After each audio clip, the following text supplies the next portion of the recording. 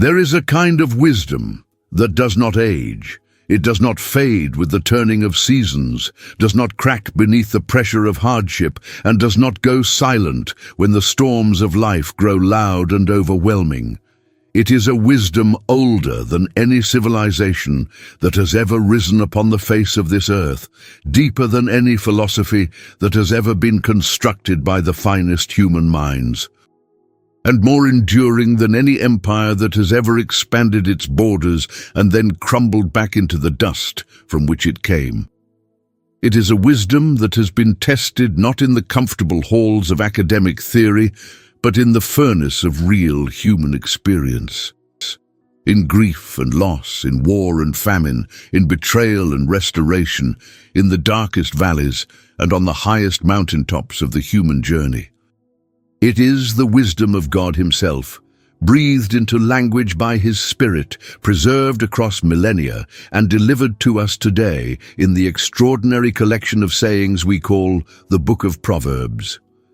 The Book of Proverbs stands alone among the books of the Bible in its practical intimacy. It does not tell the story of a nation or trace the arc of prophetic history. It does not construct a theological system or argue a doctrinal position. It does something both simpler and more demanding than any of those things. It sits beside you in the ordinary daily fabric of your life and speaks truth directly into the choices you're making right now. It addresses the way you speak to your spouse in the morning. It speaks into how you conduct yourself at work when no one is watching. It touches the decisions you make about money, about friendship, about ambition, about how you respond when you are wronged. It is relentlessly practical, consistently personal, and eternally relevant in a way that is nothing short of miraculous for a text whose oldest portions are nearly 3,000 years old. The book was written primarily by Solomon, son of David and king of Israel, a man whose story is one of the most remarkable in all of human history. Solomon was not merely intelligent. The scripture records that God appeared to him in a dream and offered him anything he desired, and Solomon, still young, newly crowned, aware of the enormity of the task before him, asked for wisdom, not wealth, not long life, not the defeat of his enemies, wisdom. And God, moved by the humility and clarity of that request, granted it to him in such measure that the scripture says there was none like him before, and none like him would arise after. Kings and queens traveled from the ends of the known world to sit at Solomon's feet and hear what he had to say. His proverbs numbered 3,000. His wisdom became legendary across nations and cultures and centuries, and yet the proverbs preserved in this book are not merely the intellectual output of one supremely gifted man. They carry the fingerprints of other contributors as well. The mysterious Agur, son of Jake, whose words in chapter 30 are among the most honest and self-aware passages in all of Scripture, and King Lemuel, whose sayings were taught to him by his mother, giving the final chapter of the book a tenderness and a maternal warmth that balances the entire collection beautifully. Together, these voices form a chorus of wisdom. A chorus in which every part, though distinct, harmonizes around the same foundational note. The fear of the Lord is the beginning of wisdom. These proverbs were not written for a world that had everything figured out. They were written for a world exactly like ours, a world in which the righteous suffer and the wicked sometimes prosper, in which the faithful sometimes wait for what seems an unbearably long time, in which the storms of life arrive without warning and depart without apology, leaving behind landscapes that have been permanently altered. They were written for real people carrying real burdens, asking real questions about whether God is present, whether the right choices actually matter, whether peace is genuinely available in the middle of circumstances that seem designed to destroy it. And the answer that echoes through every verse, every chapter, every word of this extraordinary book is yes. Yes, God is present. Yes, the right choices matter with an eternal consequence that our limited perspective cannot yet fully assess. And yes, peace is available. Not the shallow, circumstantial peace that depends on good weather, not the false peace that comes from ignoring the storm, but the deep, anchored, unshakable peace that is the inheritance of every soul that has learned to trust in the Lord with all its heart and lean not on its own understanding. That is what we are going to explore together today. We are going to walk through 40 Proverbs, 40 of the most luminous, most practically powerful, most spiritually anchoring sayings in the entire collection. And we are going to let each one speak into the storms of our lives with the full weight of its wisdom. We will not rush, we will not skim. We will sit with each proverb long enough to let it do what it was designed to do, penetrate the surface of comfortable familiarity, and reach the deeper places where real transformation occurs. Each of these 40 proverbs is a lifeline thrown to a soul in rough water. Each one is a lamp held over a dark path. Each one is a word from the God who created the storm and who holds authority over it. A word spoken in love, shaped by perfect wisdom, and delivered with the intention that you would not merely know it in your mind, but carry it in your bones and live it out through every season that comes your way. So, let us begin. Let us open these ancient, inexhaustible pages together and receive what God has been waiting to give us: wisdom for the storms, peace for the struggle, and light for every step of the path ahead. Before we go further into this study, I want to pause for just a moment and speak directly to you. Yes, you, wherever you're watching this from right now. Would you take just a few seconds and drop a comment below, telling us where in the world you are joining us from today? Whether you are in the United States or the United Kingdom, in Canada or Australia, in Nigeria or Ghana, in the Philippines or India, in Brazil or South Africa, in Germany or South Korea, wherever you are, we want to know. Because one of the most extraordinary things about what has happened on this channel is that it has grown into something that none of us could have engineered on our own. It has become a genuine global community of believers, seekers, and souls who are walking this journey of faith together across every time zone, every culture, every language background, united by the one thing that matters most: a desire to know God and to walk in His wisdom. Every single comment that tells us where you are from is a reminder of just how vast and beautiful this family is. It connects us. It reminds each viewer that they are not watching alone, that somewhere across the world, thousands of brothers and sisters are sitting with the same proverbs, walking through the same storms, drawing from the same inexhaustible well.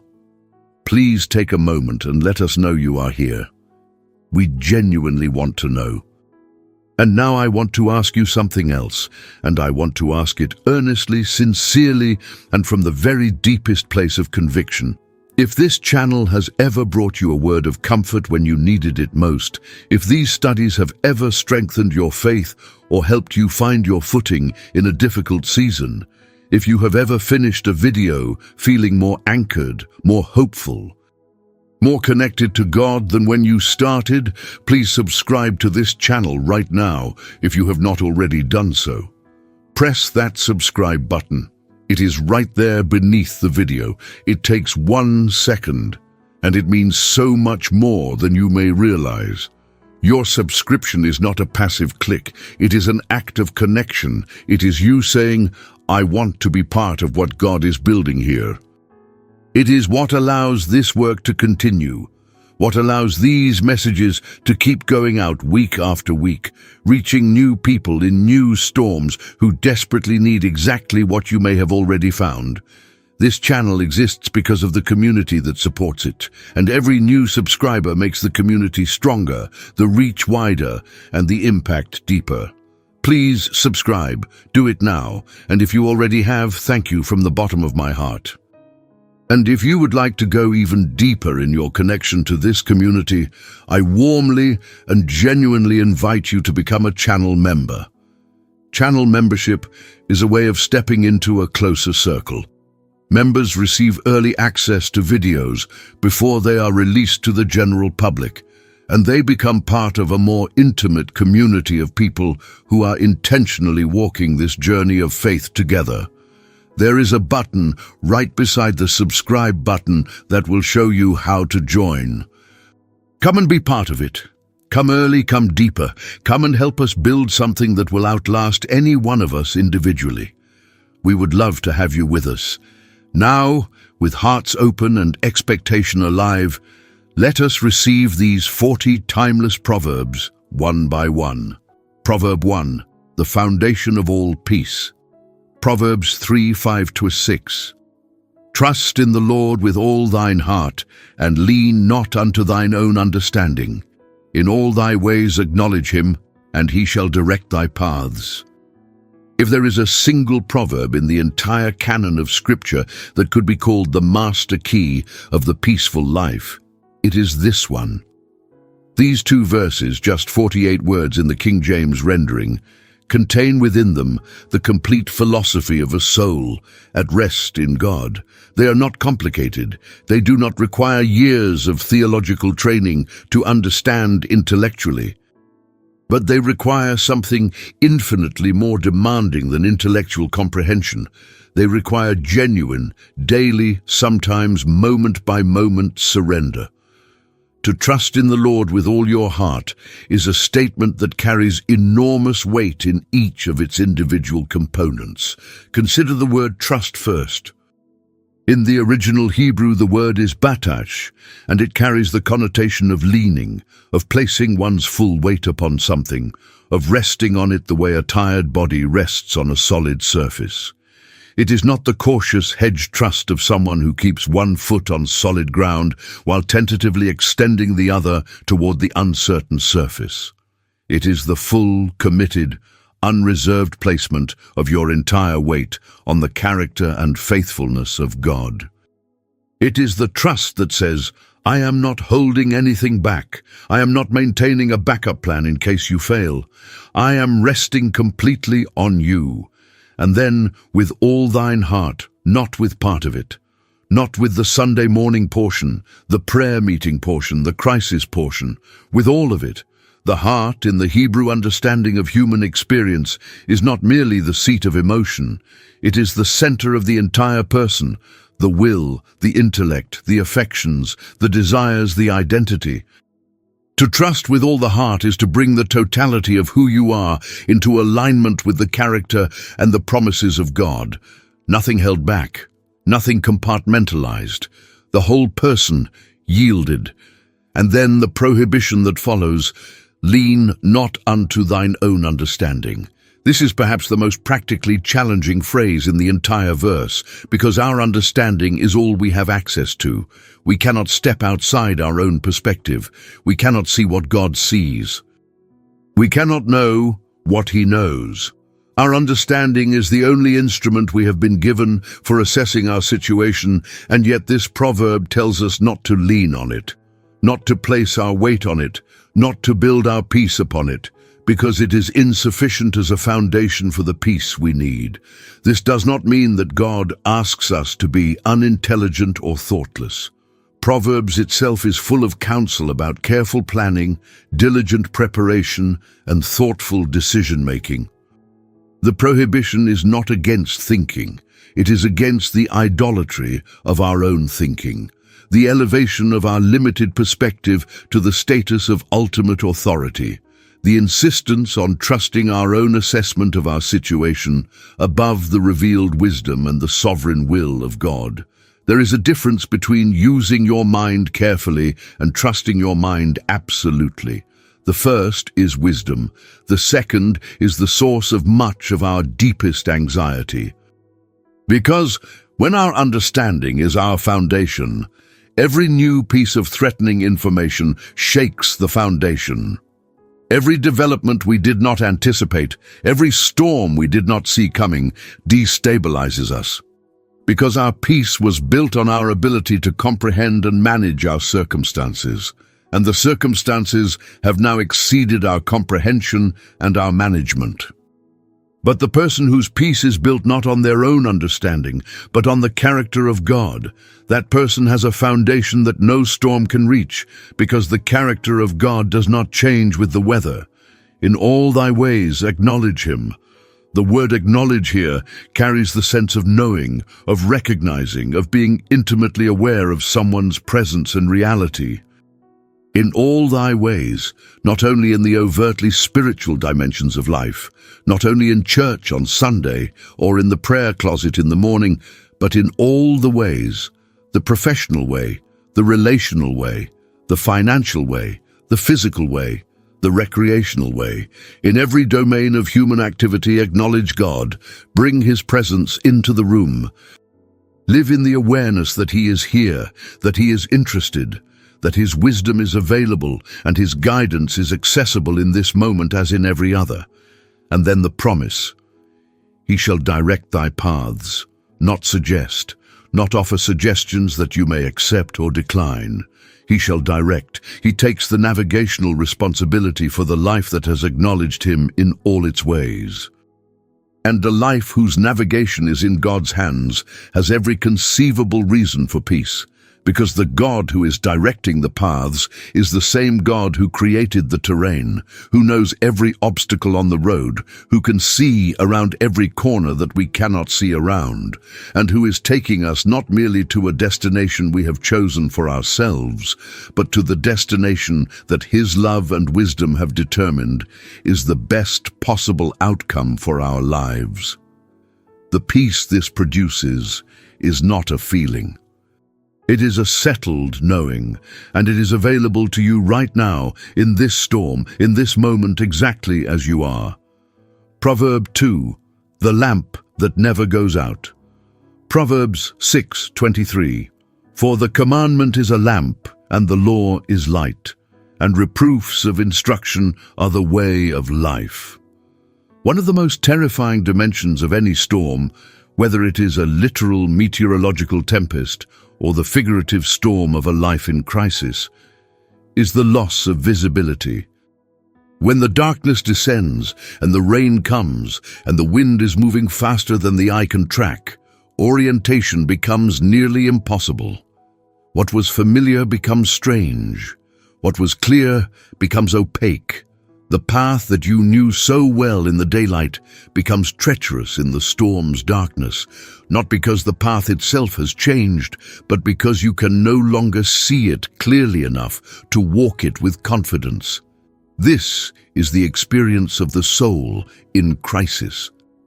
Not that God has changed, not that his ways have shifted or his truth has become unreliable, but that the storm has reduced visibility to the point where we feel we are stumbling in the dark, unsure of where we are, unsure of which way to turn, unsure of whether the ground beneath our next step is solid or crumbling.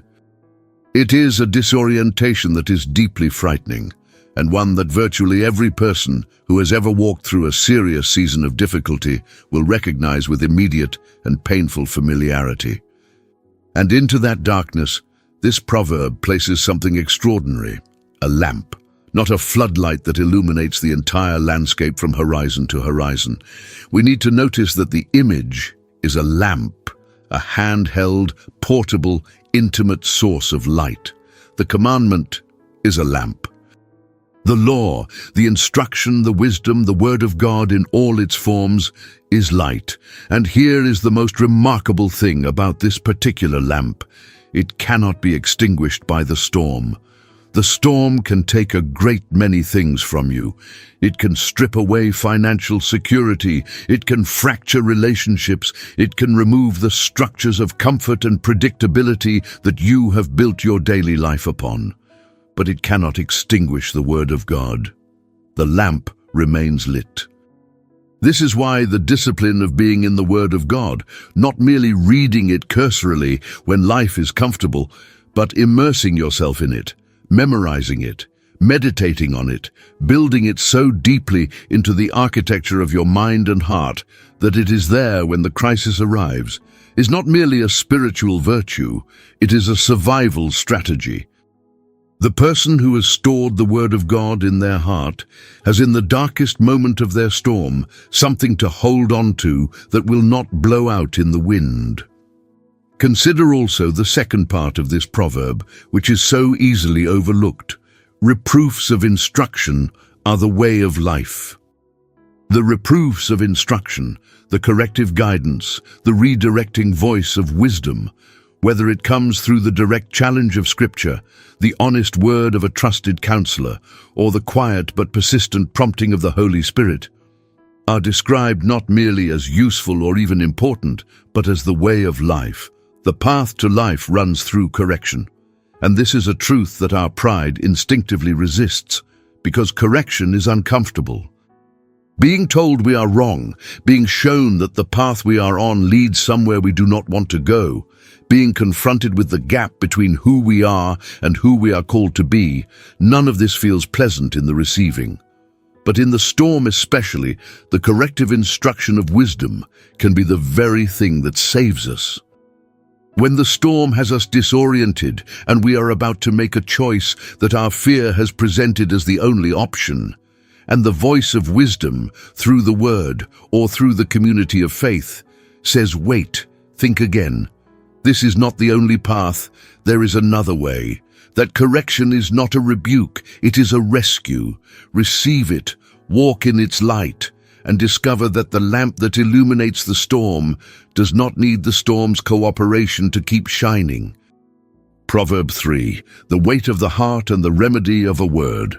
Proverbs 12:25, heaviness in the heart of man maketh it stoop, but a good word maketh it glad.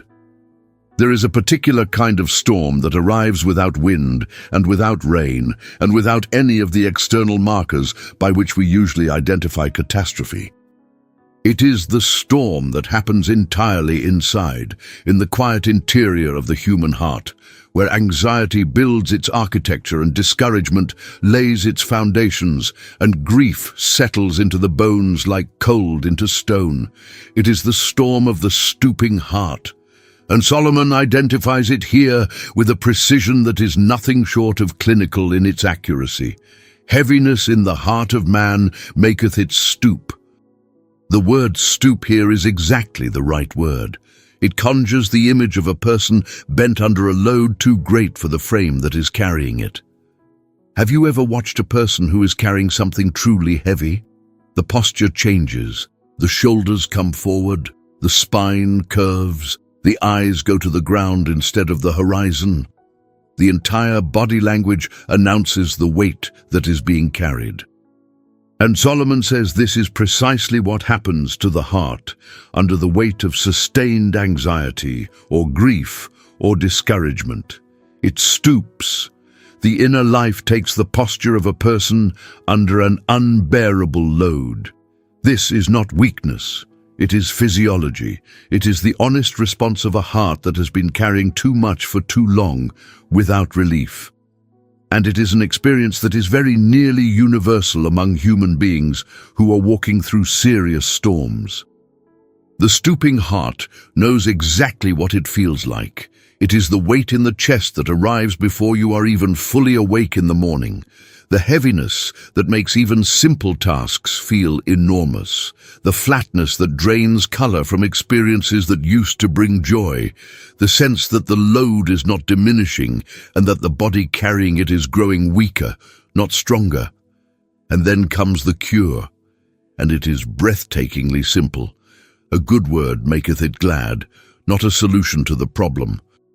Not the removal of the circumstances that created the heaviness. A word, a single, well-placed, genuinely intended word of encouragement, truth, love, comfort, or affirmation. The right word, spoken at the right moment by the right person, can do what medication cannot. It can lift a stooping heart, restore its posture, and return to the eyes a light that the heaviness had extinguished. This tells us something immensely important about the nature of words. They are not merely sounds moving through air, they are carriers. They carry weight, both destructive weight, which is why words can crush, and restorative weight, which is why words can heal. When Solomon writes that a good word makes the heart glad, he is not being poetic, he is being precise. The right word activates something in the heart that produces actual gladness, an actual lifting of the weight, an actual restoration of the inner posture. And the practical implications of this proverb point in two directions simultaneously. First, it tells you where to go in the storm. Go to the source of the good word. Go to the scriptures and let the living word of God speak directly into your stooping heart. Go to the person in your life who consistently speaks truth with love. Seek out the worship that lifts your eyes from your feet to the horizon, and equally become a giver of the good word. Look around you in the storm and identify the people whose hearts are stooping under loads you can see. Speak to them. Say the thing that love is prompting you to say. You may not be able to remove their burden, but you can speak a word that gives them the strength to keep carrying it without being bent permanently beneath it. This is a ministry of extraordinary power, and it costs nothing but the willingness to be present and attentive to someone who is struggling. Proverb 4, the safety of many counselors. Proverbs 11:14, where no counsel is, the people fall, but in the multitude of counselors there is safety. One of the most underrated and most consequential dangers of the storm is the isolation it tends to produce. When life applies its full pressure to a soul, when the crisis arrives and the world contracts and everything that felt stable begins to shift, the instinct for many people is to turn inward, to close the doors, to manage it alone. To present a composed exterior to the world while carrying the full weight of the storm privately, not from strength, but from a complex mixture of pride, shame, fear of burdening others, and the deeply mistaken conviction that needing help is somehow the same as being weak. This instinct is dangerous, not merely emotionally or relationally dangerous, though it is certainly both of those things. It is practically, concretely dangerous in its consequences because the person navigating a serious crisis from a position of isolation is navigating it with the most compromised instrument available, their own mind, under the influence of their own stress, processing their situation through the filter of their own pain, without the corrective input of any perspective beyond their own. And that is a recipe for choices that the clearer weather version of themselves would never have made. Solomon identifies this clearly and without sentimentality. Where no counsel is, the people fall. Not where no counsel is, the people sometimes struggle. Fall. The absence of wise counsel in a crisis situation creates the conditions for collapse. And the counter to this is equally clear. In the multitude of counselors there is safety. Not just one voice, though even one trusted counselor is infinitely better than none. A multitude of counselors, a gathered community of wisdom, different perspectives, different experiences, different gifts of insight and discernment, creates something that no single perspective, however gifted, can create alone. A more complete picture of the reality being navigated and a broader range of wisdom for navigating it. It is worth noting that Solomon himself, the wisest man who ever lived, surrounded himself with counselors. He did not conclude that his extraordinary personal wisdom exempted him from the need for input from others. He built structures of wise counsel into the governance of his kingdom, and the biblical narrative suggests that when he departed from wise counsel, when he began to allow his heart to be led by influences that steered him away from God, the consequences were severe and lasting. The wisest man in the world understood his need for counsel. What does that say about our need? In the storm, the practical application of this proverb requires courage. The courage to lower the wall of self-sufficiency and let others in. To say honestly, I am struggling with this decision, and I need your perspective. to invite a trusted pastor, a wise friend, a godly mentor, an experienced counselor into the complexity of what you are facing, and then to genuinely receive what they offer. Not to agree with everything indiscriminately. Wisdom evaluates the counsel it receives, but to allow the perspective of others to enlarge and correct and refine your own. The soul that does this, even in the middle of a storm, will find that the path forward becomes more visible and the danger of catastrophic error significantly reduced. Proverb 5. The God who weighs the spirit. Proverbs 16:2. All the ways of a man are clean in his own eyes, but the Lord weigheth the spirits.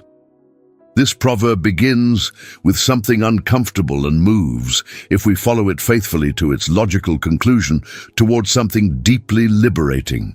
But we must not skip the uncomfortable beginning, because the liberation depends on it. All the ways of a man are clean in his own eyes. Every person without exception, the most morally serious person as much as the most careless, the most spiritually mature believer as much as the unbeliever, has a built-in bias towards self-justification. We evaluate our own behavior through a lens that is almost inevitably flattering to ourselves. We see our motives as purer than they are. We assess our choices as more reasonable than they may actually have been. We explain our failures in terms that minimize our responsibility and emphasize the role of external factors. We tell ourselves the version of our story that presents us in the most favorable light possible. This is not unique to any particular type of person. It is the universal human condition, described with absolute precision by a man who had studied human behavior more thoroughly than almost anyone who has ever lived. Solomon is not making a cynical statement about human wickedness. He is making a precise observation about human psychology. The perspective from which we evaluate ourselves is inherently limited and inherently biased toward our own defense. We are simply not capable, without divine assistance, of seeing ourselves accurately. And this is where the second half of the proverb becomes both terrifying and liberating in equal measure. But the Lord weigheth the spirits. Not the external behavior, which is easy to curate and present in favorable ways, not the explanations which our considerable intelligence has learned to construct with impressive sophistication. The spirit, the inner reality, the actual motive, the true condition of the heart beneath all the layers of self-presentation and self-justification. And in that divine weighing, all the comfortable narratives we have constructed about ourselves either stand or fall. Why is this liberating? Because the same God who weighs our spirits with perfect accuracy is the God who loves us with perfect and unconditional love. He does not weigh us in order to condemn us and leave us there. He weighs us because he is interested in the truth of who we are, and because truth, honest, unvarnished truth, even when it is initially painful, is the foundation of genuine transformation. When we stop trying to win the verdict about ourselves and simply surrender to his assessment, when we say, "Lord, you see what I cannot or will not see about myself.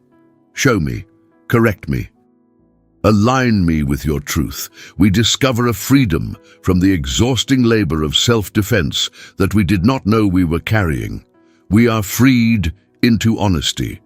And in that honesty, in that open and surrendered posture before the one who weighs perfectly and loves perfectly, genuine peace becomes possible. Not the peace of having convinced ourselves that we are fine, but the peace of being genuinely known and genuinely accepted in the light of that knowledge. Proverbs 6, committing your works to the Lord. Proverbs 16:3. Commit thy works unto the Lord, and thy thoughts shall be established. Of all the practical peace-producing principles in the entire book of Proverbs, this one may be the most immediately applicable to the experience of the soul in the middle of a storm, because the storm's most disorienting symptom is almost always the racing, scattered, anxious mind that will not settle. The thoughts that circle back on themselves at 3 in the morning, the plans that feel fragile and provisional and subject to revision with every new development. The sense that no matter how hard you try to bring order to your thinking, no matter how many times you make the list, run the calculations, rehearse the scenarios, the chaos of your circumstances keeps disrupting the order you are trying to establish. This experience of mental and emotional turbulence is so common in seasons of crisis that it might almost be considered a defining characteristic of the storm itself. The storm does not only disrupt external circumstances, it disrupts internal coherence. It unsettles the thinking, destabilizes the planning, and produces a kind of cognitive noise that makes clear discernment feel nearly impossible. And the natural human response to this mental turbulence is to work harder at thinking, to try to outthink the chaos, to analyze the situation more thoroughly, to plan more comprehensively, to build contingency upon contingency until the sheer elaborateness of the plan is supposed to produce confidence. And then Solomon arrives with this proverb and entirely reverses the approach. The solution, he says, is not better thinking. It is not more sophisticated planning. It is commitment. The act of taking your works, your plans, your projects, your entire life situation, and intentionally, deliberately, and completely placing them into the hands of God. And the Hebrew word that lies behind, commit here, is instructive. It is galal, which means to roll, to transfer the weight of something from one person to another. To roll your burden off your own shoulders and onto the shoulders of one who is capable of bearing it without being diminished by the weight. And then notice the order of what happens next, and thy thoughts shall be established. The establishment of the thoughts, the settling of the mind, the arrival of clarity and order in the cognitive landscape follows the act of commitment. It does not precede it. We want clarity before we surrender. We want to know the plan will work before we commit it to God. We want to have our thoughts established before we release control. But Solomon shows us that God works in the opposite direction entirely. Surrender first, commit the works to Him, and then the thoughts shall be established. This is one of the most counterintuitive principles in the wisdom literature, and one of the most consistently verified in the experience of believers across every generation.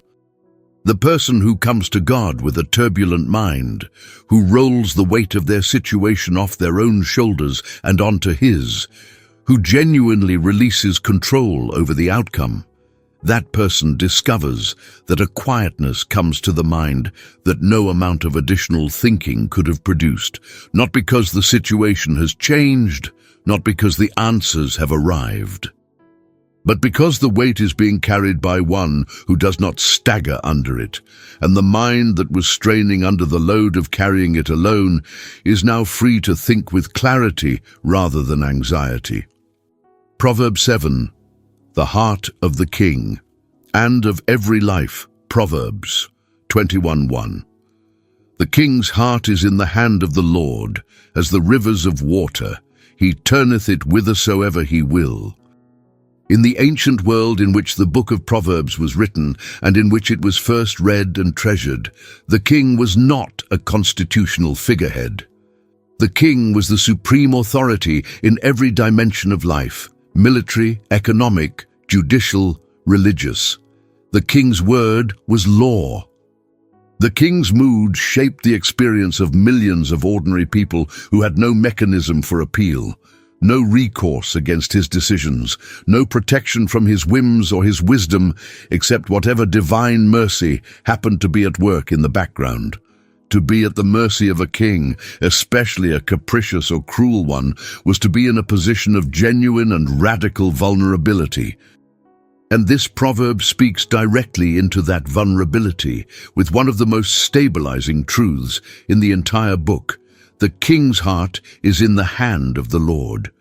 The most powerful human force in any given context, the person whose decisions most directly and most dramatically shape the circumstances of the lives around them, is not autonomous, is not ultimate, is not sovereign in any final sense. That person's heart, their intentions, their motivations, their decision-making is in the hand of God, held there, governed from there, directed from there in ways that neither the king nor his subjects can fully perceive, but that are nonetheless real and operative at every moment. The image that follows is precise and visual as the rivers of water. In the ancient Near Eastern landscape, water was life itself, and the management of water, the irrigation channels, the aqueducts, the careful direction of water to where it was needed, was one of the most important engineering achievements of any civilization. The water flows where it is directed. It follows the channels that have been prepared for it. Its path is determined not by its own will, but by the terrain through which it has been made to flow. And this is how God governs the hearts of those in authority over us. Not by removing their freedom, not by making them marionettes without will or agency, but by sovereign wisdom that operates at a level deeper than human perception, shaping the landscape of events in ways that bring His purposes to completion, while allowing human beings to make genuine choices within that landscape. The practical application for the person in the storm is immediate and consoling. The individual who holds power over your situation, your employer who is deciding whether you keep your position, your landlord who is determining whether you keep your home, the doctor who is making decisions about your treatment, the judge whose ruling will shape the trajectory of your life, the government official whose policy will directly impact your community. That person's heart is in the hand of God. You are not at the mercy of human caprice in any ultimate sense. You are held in the hands of the God who governs history at every level, including the level of individual human hearts and their individual human decisions. This is not a passive observation that leads to passive fatalism. It is a recognition of divine sovereignty that leads to active, faith-filled prayer. Because if God holds the hearts of kings as rivers of water and turns them wherever He wills, then prayer, genuine, faith-filled, persistent prayer, is the most practically effective thing we can do in the storm. We are not merely expressing our feelings to a sympathetic deity. We are engaging with the one who holds the hearts of those in authority and who can direct them in ways that no amount of human lobbying or manipulation could achieve. Pray for those in authority over you. Pray specifically, believing specifically, trusting the specific God who holds their hearts with the same ease with which He holds the rivers of water. Proverb 8. The righteous are as bold as a lion. Proverbs 28:1. The wicked flee when no man pursueth, but the righteous are bold as a lion. Fear is perhaps the most consistent internal companion of the storm. It arrives with the storm, and it stays long after the immediate crisis has passed, often becoming the most persistent and most debilitating legacy of what we have been through. Fear shrinks the soul. It reduces the internal landscape of a person's sense of what is possible, what is safe, what is available to them. It makes the world feel smaller and more threatening than it actually is, and the self feel smaller and more vulnerable than it actually is. It whispers that the next storm is always just around the corner, that trust is too risky, that hope is too expensive, that courage is a luxury available only to people who have not been through what you have been through. And this proverb speaks into the lie of fear with the confident, grounded authority of eternal truth. The righteous are bold as a lion. Consider the lion for a moment. The lion is not bold because it is unaware of danger. Any animal that lives in the wild and hunts for its food has a sophisticated and attentive awareness of everything in its environment that could pose a threat. The lion's boldness is not the boldness of ignorance. It is the boldness of a creature that knows what it is and what it is capable of. A creature that does not flinch from challenges, that would send lesser animals running, not because it cannot feel the threat, but because its identity gives it a confidence that danger cannot dislodge. And this is precisely the quality that Solomon ascribes to the righteous person. The boldness of the righteous is not the recklessness of someone who has not assessed the storm accurately. It is not the forced cheerfulness of someone in denial.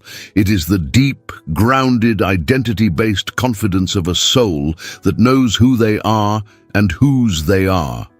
A soul that has been made right with God through faith and obedience, and whose relationship with God constitutes a security that no storm can fundamentally undermine.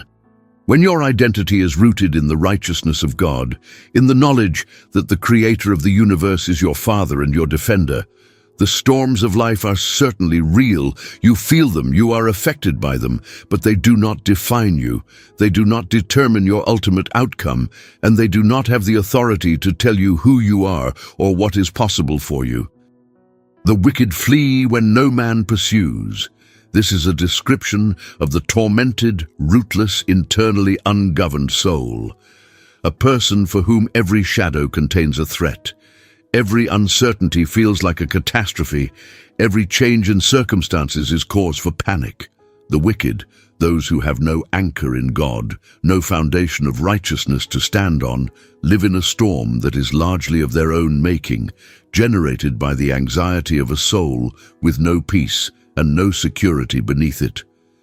They flee from imagined threats because the internal landscape is already so turbulent that it takes very little to tip them into full retreat. But the righteous do not flee. In the storm, they stand, and in standing, in choosing the posture of the lion rather than the flight of the hunted, they discover something that only the standing soul can discover. That the storm, however loud, however sustained, however painful, does not have the final word. God does. And the righteous live in that knowledge with a boldness that the storm simply cannot extinguish. Proverb 9, a friend who loves at all times. Proverbs 17:17, a friend loveth at all times, and a brother is born for adversity. Storms are the great revealer of relationships. In the comfortable, predictable seasons of life, the seasons when everything is functioning more or less as expected, when the finances are stable and the health is solid and the relationships are not under extraordinary pressure, it is genuinely difficult to know who your true friends are, because in those seasons almost anyone can show up. Almost anyone can be pleasant company, can say the right things, can maintain the surface warmth of social connection without it costing them very much. The comfortable season does not test friendship. The storm tests friendship, and it tests it with a particular severity and a particular clarity, because the storm creates conditions in which being present with someone requires more than pleasantness. It requires staying when staying is difficult. It requires showing up when the situation is not comfortable to witness.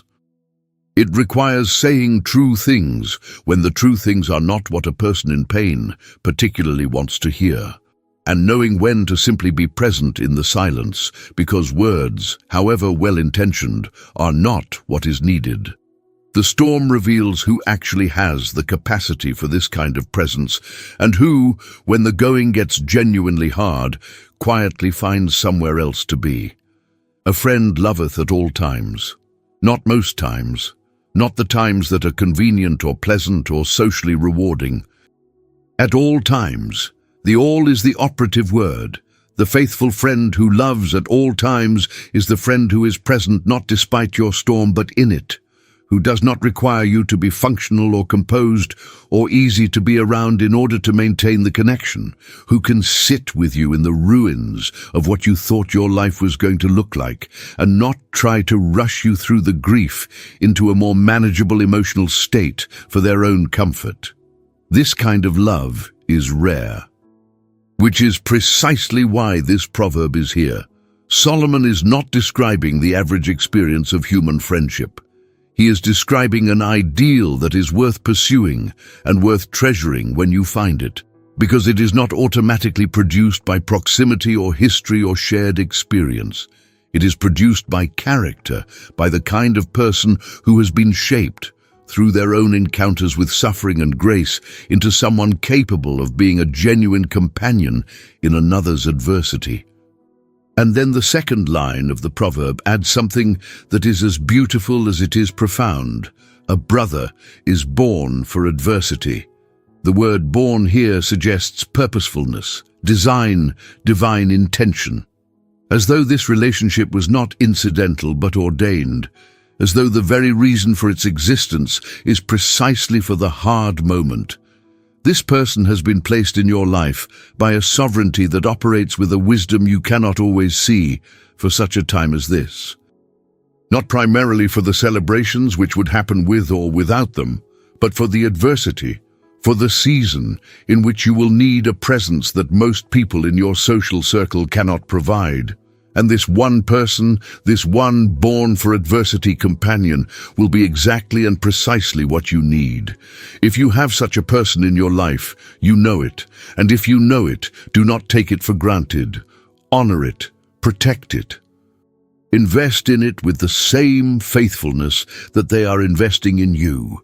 And always remember that the truest and deepest example of the friend who loves at all times and the brother born for adversity is the Lord Jesus Christ himself, who did not remain at a comfortable distance from the storm of human suffering but entered it completely on our behalf, and who promises to never leave and never forsake through every storm and every season and every dark and bewildering night.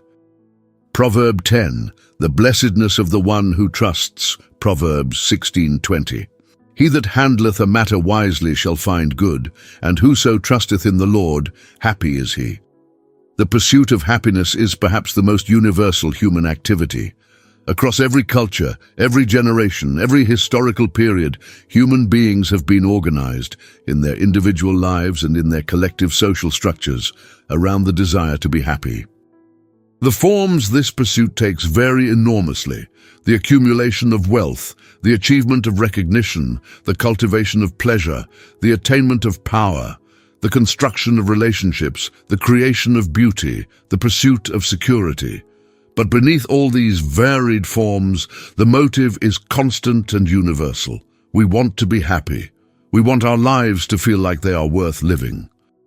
We want to feel the deep, settled gladness that the Hebrew word ashrei, which lies behind the word happy in this verse, conveys not a surface excitement but a rooted, enduring, life-pervading sense of well-being and blessing. And Solomon, who had pursued happiness by every conceivable means available to a person of his extraordinary resources, arrives here at a conclusion that is simultaneously simple and profound. Whoso trusteth in the Lord, happy is he. Not whoso is most successful. Not whoso achieves the most.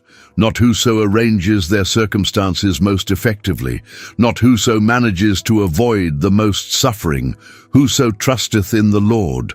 The condition of this happiness, this genuine, deep, lasting blessedness, is trust in God. Not the performance of religious ritual, not the achievement of moral perfection, not the building of an impressive spiritual resume. Trust. The daily, active, deliberate choice to place one's confidence in the character, the wisdom, and the faithfulness of God, rather than in any of the things that the world offers as substitutes. What makes this happiness different from every other kind is its independence from circumstances. The happiness that depends on favorable circumstances is not really happiness. It is mood. It is contingent gladness that rises and falls with the weather of life. And the storm is precisely what exposes the fragility of circumstance-dependent happiness. Every person who has built their sense of well-being on things that the storm can take away has discovered in the storm that the foundation was not as solid as it felt in the sunshine, but the happiness of the soul that trusts in the Lord is anchored to something that the storm cannot reach. It is anchored to the character of God, which does not change. It is anchored to the promises of God, which do not expire. It is anchored to the love of God, which does not diminish. And so when the storm strips away the circumstantial scaffolding of happiness, when the money goes, the health fails, the relationship breaks, the plan collapses, the soul that trusts in the Lord discovers something extraordinary. The happiness is still there, battered perhaps, tested, quieter than it was in the sunshine. But there and solid and real because its root is deeper than anything the storm can uproot. This is the inheritance of those who trust. It is available to you today in this storm without waiting for the weather to change. Proverb 11. The humble path to honor. Proverbs 15:33. The fear of the Lord is the instruction of wisdom, and before honor is humility. The culture in which most of us live and breathe is a culture that prizes self-promotion with a fervor that would have been both unrecognizable and disturbing to Solomon and his contemporaries. The algorithms that govern our social media environments reward visibility, volume, and the confident assertion of the self. The career advice that fills the bookshelves of every airport tells us to claim our worth, to project our value, to ensure that we are seen, heard, and recognized. The cultural narrative around success is organized almost entirely around the individual's capacity to advocate effectively for themselves and to position themselves for the recognition they deserve. And into this cultural moment, this proverb drops a stone into a still pond. Before honor is humility, not alongside honor, before it. The sequence is not optional. Honor, in the deepest, most meaningful sense, the kind that carries weight and endures, is always preceded by humility. It is preceded by it not as a strategic technique, not as false modesty deployed in order to appear humble while actually pursuing honor by a more indirect route, but as a genuine, accurate, lived reckoning with one's smallness in relation to God and one's dependence on grace for everything of value one possesses. The fear of the Lord is the instruction of wisdom, the teacher, the school, the curriculum through which all genuine wisdom is imparted. And the fear of the Lord begins precisely with this humility, this accurate perception of who God is and who we are in relationship to Him. The person who genuinely lives in the fear of the Lord is not crushed by this perception, they are liberated by it. Because the moment you stop trying to sustain the exhausting fiction of your own greatness and simply rest in the reality of God's greatness, you discover that there is a freedom in smallness before Him that the proud person, bowed under the weight of maintaining their own image, can barely begin to imagine. In the storm, humility is both the most practical and the most spiritually essential posture available to us.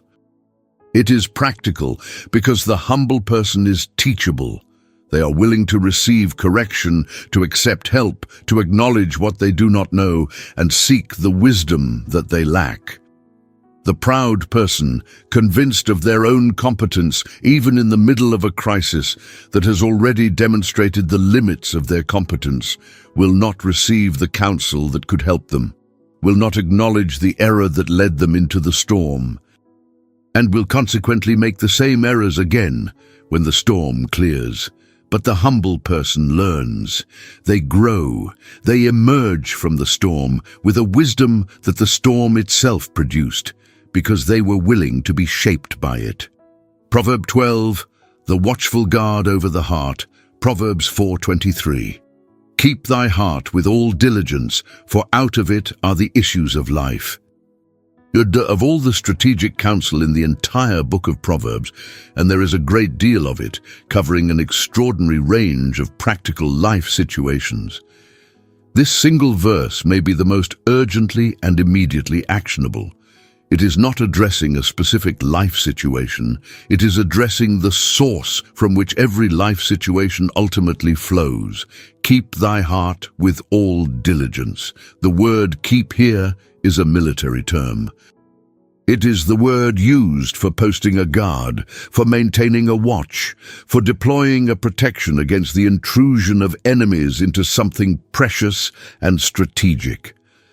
And the thing being guarded is the heart, not the physical organ, but the inner life in its totality, the seat of desire and will and thought and emotion and identity. The reason for such vigilant guardianship is stated with a brevity that belies its enormous significance, for out of it are the issues of life. Everything flows from the heart, not some things, everything.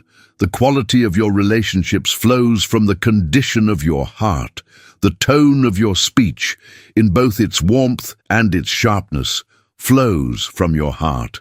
Your patterns of decision-making, your responses to adversity, your capacity for gratitude or your tendency toward complaint, your ability to forgive or your grip on resentment, your faith in God's goodness or your slide toward cynicism, all of it flows from the heart. The heart is not merely one part of the person. It is the wellspring of the entire person, and a wellspring that is clean and healthy produces clean and healthy water. A wellspring that has been contaminated produces contaminated water, regardless of how good the pipes look on the outside. In the storm, the heart faces its greatest vulnerabilities, because the storm creates precisely the conditions in which the most destructive things can enter most easily. Bitterness finds its easiest entry through the door of genuine injustice. Resentment slips in through the wound of real betrayal. Despair gains its foothold in the exhaustion of prolonged difficulty. Cynicism grows in the soil of repeatedly disappointed hope. None of these responses is irrational, given the circumstances that produce them. They are entirely understandable human reactions to painful experiences. But the Proverbs' wisdom does not ask whether they are understandable. It asks what they do to the heart that harbors them, and the answer is they contaminate it. Slowly, insidiously, they alter the quality of what flows out of it until the issues of life emerging from that heart are darker and harder and less capable of producing anything beautiful. Guard the heart. Not with a naive pretense that the pain is not real, but with the determined daily practice of bringing what is in the heart before God, the bitterness, the fear, the grief, the anger, and allowing Him to do what only He can do. Transform what is toxic into what is true, what is heavy into what is held, what is contaminated into what is clean. This is the work of a lifetime, and it is the most important work a person can do. Proverb 13, the gentle answer that turns away wrath. Proverbs 15:1, a soft answer turneth away wrath, but grievous words stir up anger. The relational storm is one of the most common and most destructive forms of storm that human beings navigate. The broken conversation that escalates from disagreement into hostility, the grievance that grows in the dark of unaddressed hurt until it becomes something that no longer bears any resemblance to its original, manageable size. The walls that rise between people who once loved each other and now find that the accumulated weight of unresolved conflict has created a distance that neither party quite knows how to cross. These are storms that claim more casualties than almost any other kind. Marriages ended, friendships destroyed, families fractured, communities split along lines that were drawn in a moment of unguarded anger and calcified by pride. And this proverb speaks into every one of these relational storms with extraordinary practical wisdom. A soft answer turns away wrath. Think for a moment about what this means at the precise moment it is most needed. The moment of genuine heated conflict, when someone is directing their anger at you and your every instinct is screaming to defend yourself. In that moment, two responses are available. The natural one, the one that comes without effort, the one that pride and wounded self-regard generate automatically, is to match the other person's energy. To counter accusation with accusation, sharpness with sharpness, anger with anger. And when both parties follow that response, wrath multiplies. The relational temperature rises. Things are said that cannot be unsaid. Damage accumulates that will take enormous time and effort to repair, if it can be repaired at all. But the soft answer, the response that is measured instead of reactive, gentle instead of retaliatory, calm instead of inflamed, does something that seems almost miraculous in its effect. It turns away the wrath. It does not merely reduce it.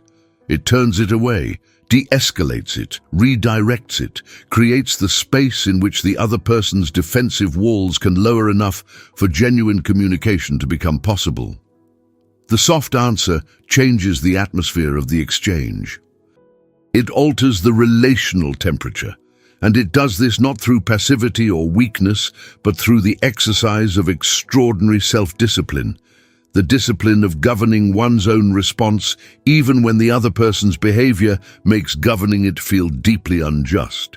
It is worth examining why the soft answer works with such consistent effectiveness. Part of the answer is neurological. The human threat response that generates anger is partially de-escalated by signals of safety, and a calm, non-combative tone is precisely such a signal. But the deeper answer is relational and spiritual. The soft answer communicates something that the angry person is almost always, beneath their anger, desperately needing to receive. It communicates that you are not their enemy, that you are not going to match their aggression with aggression, that you are willing to remain in the relationship even in this difficult moment. And that communication of safety and willingness frequently opens a door that the loud, defensive response would have slammed shut. Proverb 14, the snare of pleasing people.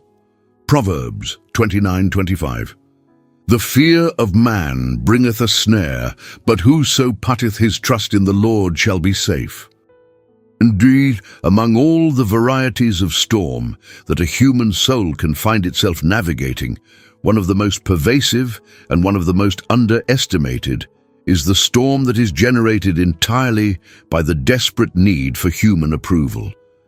The fear of man, the terror of being judged, rejected, criticized, dismissed, misunderstood, or simply not sufficiently admired by the people around us, is one of the most common and most consistently destructive forces operating in the interior lives of human beings at every level of society. Solomon does not describe this fear as a personality quirk or a character flaw that some people happen to have and others do not. He describes it as a snare. The image is precise and deliberate. A snare is not a force that overcomes you with superior strength. It is a trap, a carefully concealed mechanism designed to catch you without your awareness and hold you captive in a way that prevents movement and progress. And the fear of man works precisely like this.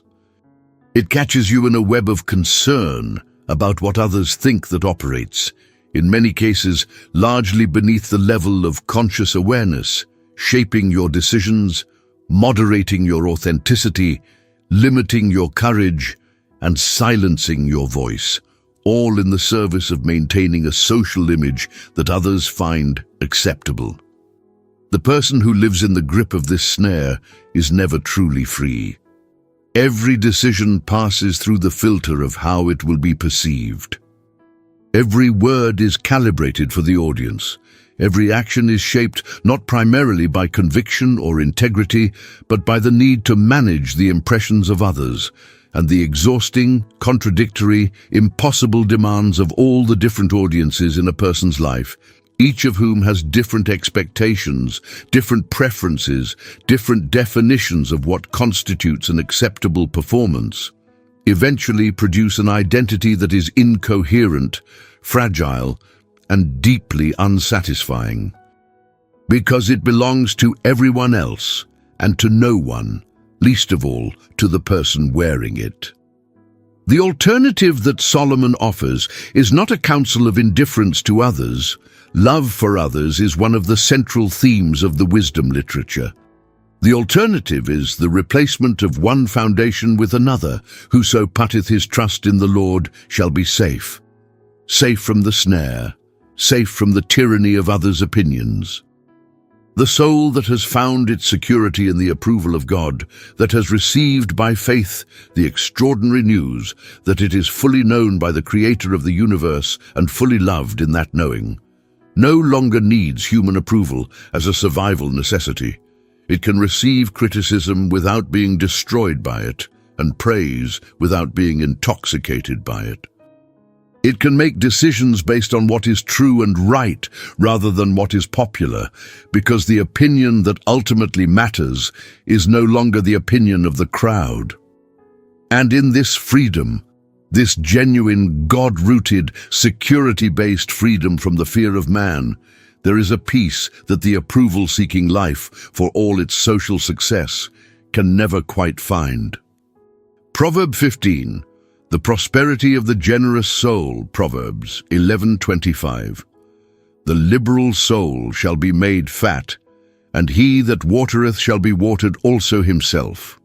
There is a principle woven so deeply into the fabric of the kingdom of God that it appears in one form or another across virtually every book of the Bible, in both testaments, in wisdom literature and in narrative and in apostolic epistle alike. The principle that generosity and abundance are not opposites, but partners.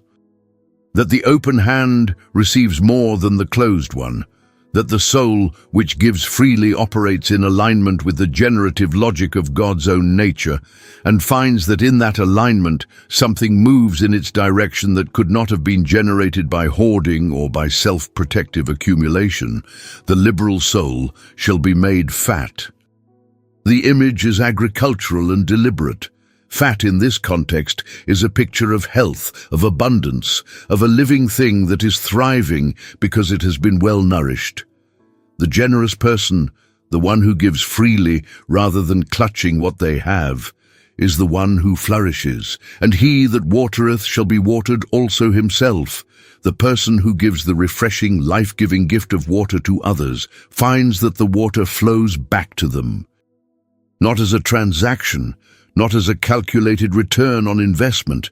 Generosity transacted for the purpose of personal gain is not generosity, and God is not deceived by it, but as the natural, kingdom-consistent consequence of aligning your life with the generous nature of the God in whose image you were made. In the storm especially, this principle is both harder to practice and more important to practice than at any other time. Because the storm creates conditions in which scarcity feels most real, in which the fear of running out presses most insistently, in which every resource feels precious and the instinct to hold tightly and protect what remains is most powerful. And precisely in those conditions, the temptation is to close the hand, to withdraw from generosity, to stop giving until the situation improves, to wait until you feel you have enough before you are willing to share what you have. And it is precisely in those conditions that the wisdom of this proverb is most needed, because the soul that chooses generosity in the storm, that chooses to give even when giving feels costly, that chooses to water others even when its own thirst is real, is the soul that activates a principle that operates at a level beyond human economics. It is partnering with God's economy in which the mathematics are different from ours, in which giving produces receiving rather than diminishing what remains, in which the open hand creates the conditions for abundance that the closed hand prevents. Proverbs 16, death and life in the power of the tongue. Proverbs 18:21. Death and life are in the power of the tongue, and they that love it shall eat the fruit thereof. There are proverbs in the collection that offer comfort, and proverbs that offer correction, proverbs that promise, and proverbs that warn. This one does something that very few of them do with equal intensity. It stops you completely in your tracks and forces you to look at something you use every single day with a seriousness that most of us almost never bring to it. Death and life, the most absolute, the most ultimate, the most irreconcilable opposites that the human experience contains, are in the power of something as small, as ordinary, as instinctive and automatic, and apparently inconsequential as the tongue. This is not rhetorical excess. Solomon is not reaching for dramatic effect. He is making a statement that is, in its consequences, literally true. And the weight of its literal truth only increases when you begin to trace the evidence that surrounds you on every side. Consider the words spoken over a child by a parent or a teacher who held authority in that child's world.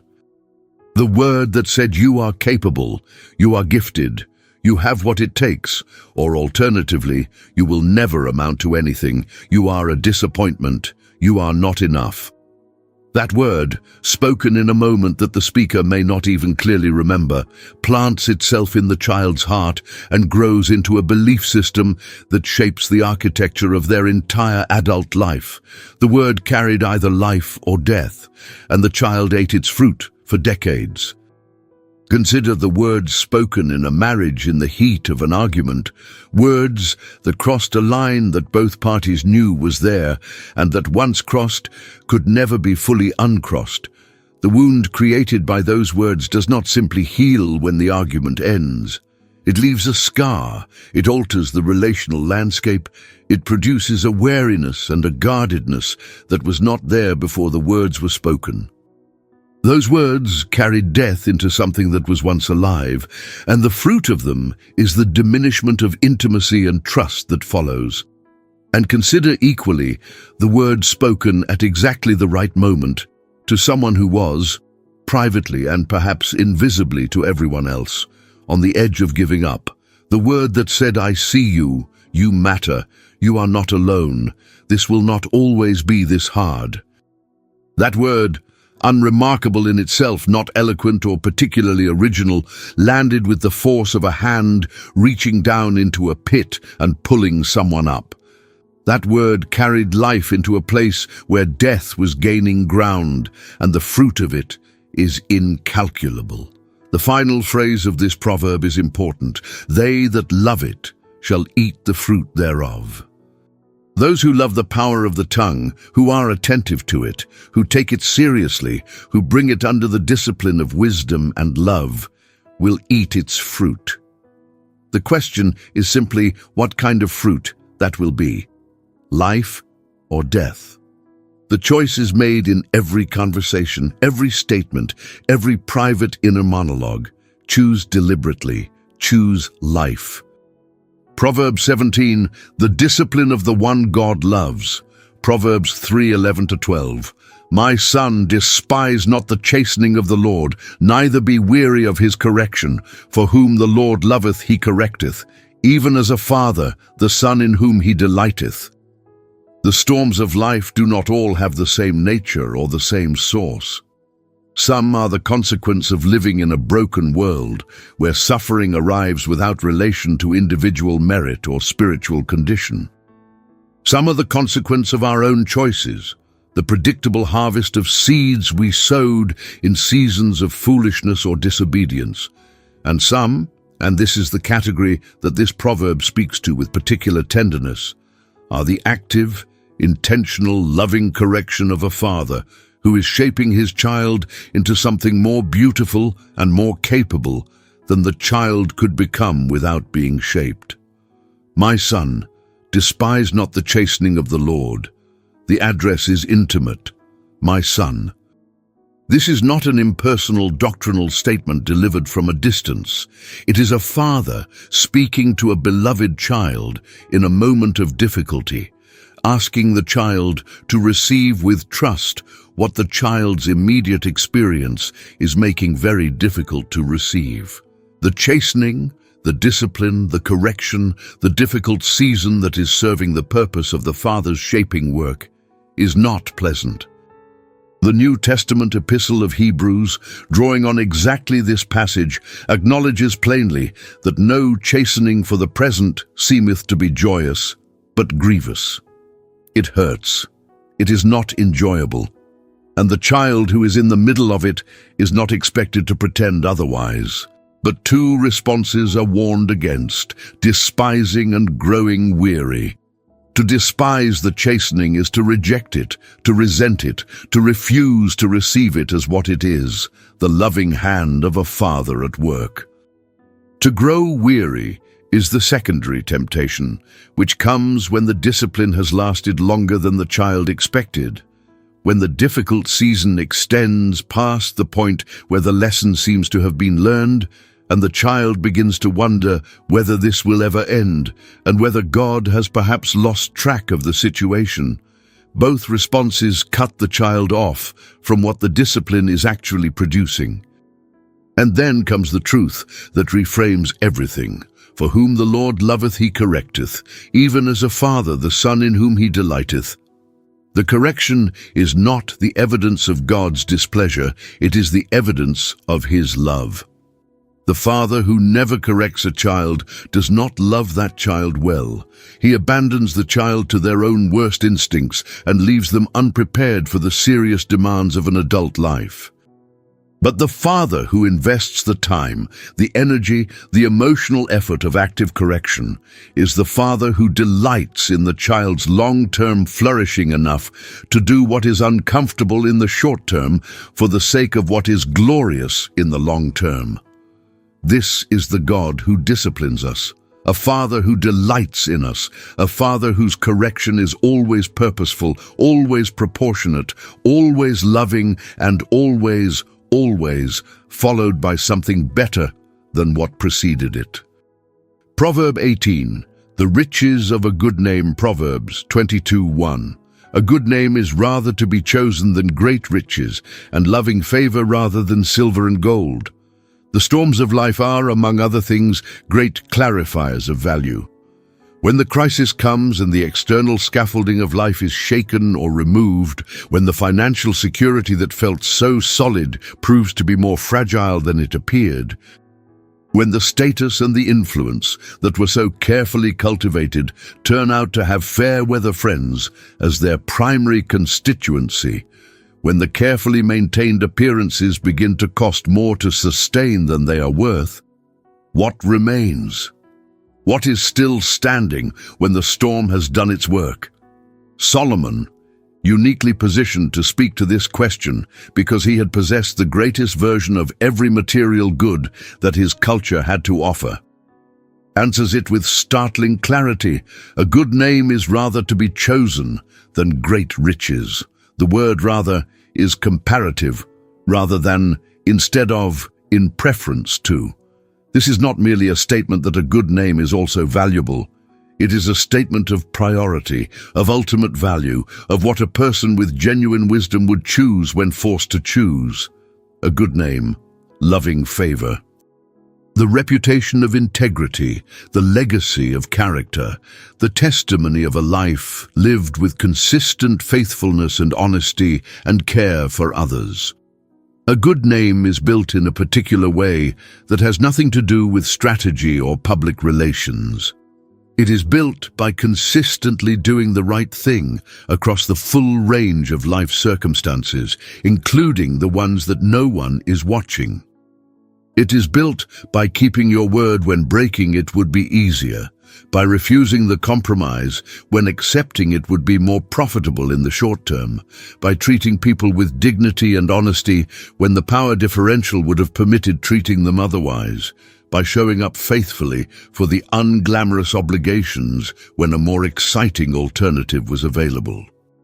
The good name is the cumulative product of thousands of small, mostly unwitnessed choices accumulated over years and decades that together form a picture of a person who can be trusted. And in the storm, the good name is revealed as the asset it always was.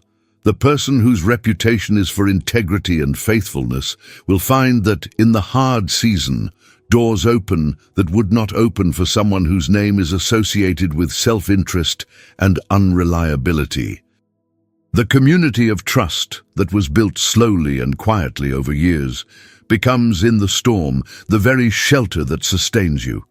It cannot be purchased with money, cannot be manufactured in a crisis, cannot be improvised when it was never genuinely built. It either exists or it does not. And if it exists, if you have walked through the years in such a way that your name means something trustworthy and real to the people who know you, then the storm, for all its damage, cannot take it away. Proverb 19, the fountain of life. Proverbs 14:27. The fear of the Lord is a fountain of life, to depart from the snares of death. The image of the fountain in the ancient world carried a weight and an urgency that is genuinely difficult to fully appreciate in the contemporary Western context, where water arrives reliably from a tap at whatever temperature we prefer and in whatever quantity we desire. In the ancient Near Eastern world, where the wisdom of Proverbs was first written and first received, water was not a convenience.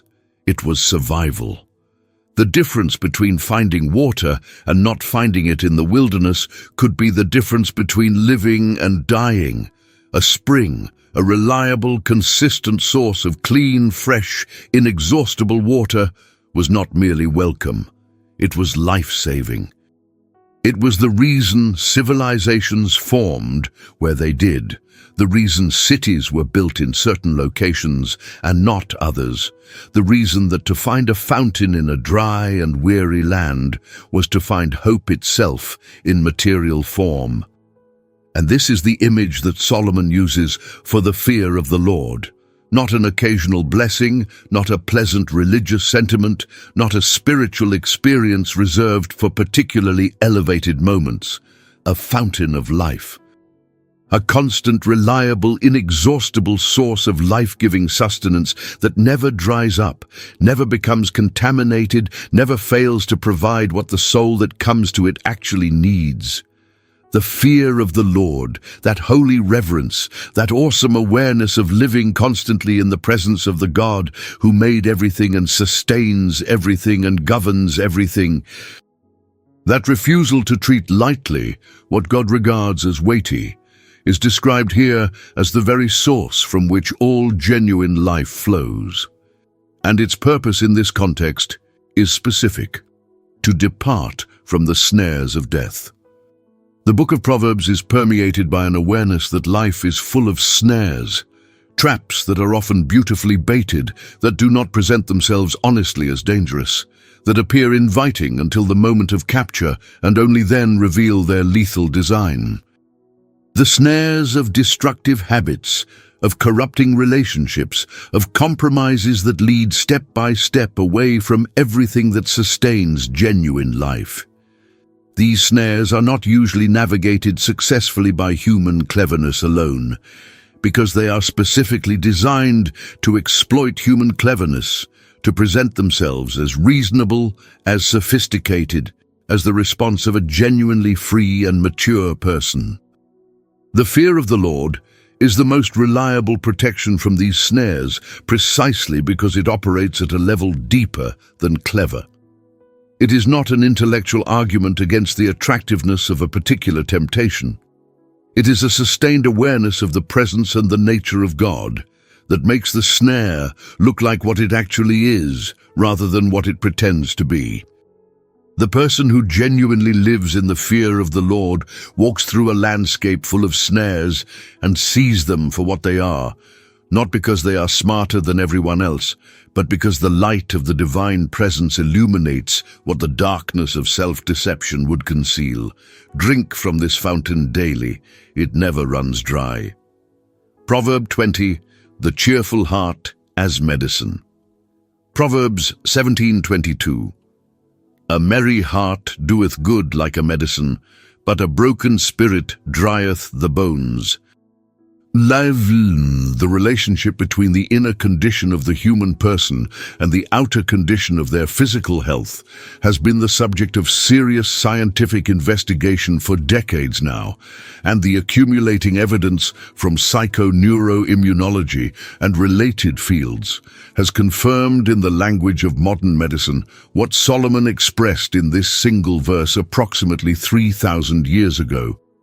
The condition of the heart, the inner emotional and spiritual state of a person, has real, measurable physiological consequences. The mind and the body are not as separable as the old Cartesian model suggested. What lives in the heart expresses itself in the body. The cheerful heart does good like a medicine. The broken spirit dries the bones. But let us be precise about what the merry heart of this proverb actually is, because it is not what the surface reading might initially suggest. The merry heart is not the forced cheerfulness of someone who has decided to pretend that everything is fine when it is not. It is not the performance of positivity for the benefit of an audience, maintained with a smile on the outside while the interior is falling apart. It is not denial or the avoidance of honest acknowledgement of pain. Solomon was too great a realist, too deep an observer of the human condition to commend any of those things. He was the man who also wrote Ecclesiastes, which contains some of the most unflinching assessments of human suffering and limitation in all of Scripture. The merry heart is the heart that has found its joy in something that the storm cannot reach. It is the heart that has, through genuine encounter with the goodness of God and the reliability of His promises, established its gladness on a foundation that the fluctuations of circumstance do not determine. It is the heart that can feel the weight of the storm and still maintain beneath the weight the deep settled knowledge that God is good, that His purposes are trustworthy, that this present difficulty is not the last word, and that the one who holds the final word holds it with love and wisdom, and an intention for good that the storm cannot contradict. This kind of heart can be cultivated. It is not simply a natural temperament that some people possess and others do not. It is a discipline. The discipline of directing one's attention daily toward what is true and good and worthy of gratitude, even in the midst of what is hard and painful and genuinely grief-worthy. It is the practice of worship that chooses to praise before it feels the praise. It is the meditation on God's faithfulness in previous storms that builds the evidence base for trust in this one. It is the refusal to allow the loudness of the storm to drown out the still, small voice of a God who has not left and has not changed and has not stopped being good. Cultivate the merry heart. It will do medicine work in you that no pharmacist can prescribe. Proverb 21, the path of the just grows brighter. Proverbs 4:18, but the path of the just is as the shining light that shineth more and more unto the perfect day. If there is a single verse in the book of Proverbs that most perfectly captures the long-arc trajectory of the faithful life, the ultimate direction of travel for the soul that chooses to walk with God through every season, storm and sunshine alike, it is this one. The path of the just is as the shining light that shineth more and more unto the perfect day. Not a light that reaches a fixed intensity and remains there. Not a light that flares brilliantly and then fades. A light that increases, that grows, that becomes progressively more luminous as the journey continues until it arrives at the perfect day. The fullness of light, the complete revelation of what has been growing all along. The image is drawn from the natural phenomenon of dawn, and it is worth sitting with the details of the image before moving past it. Think about what dawn actually looks like in its early stages.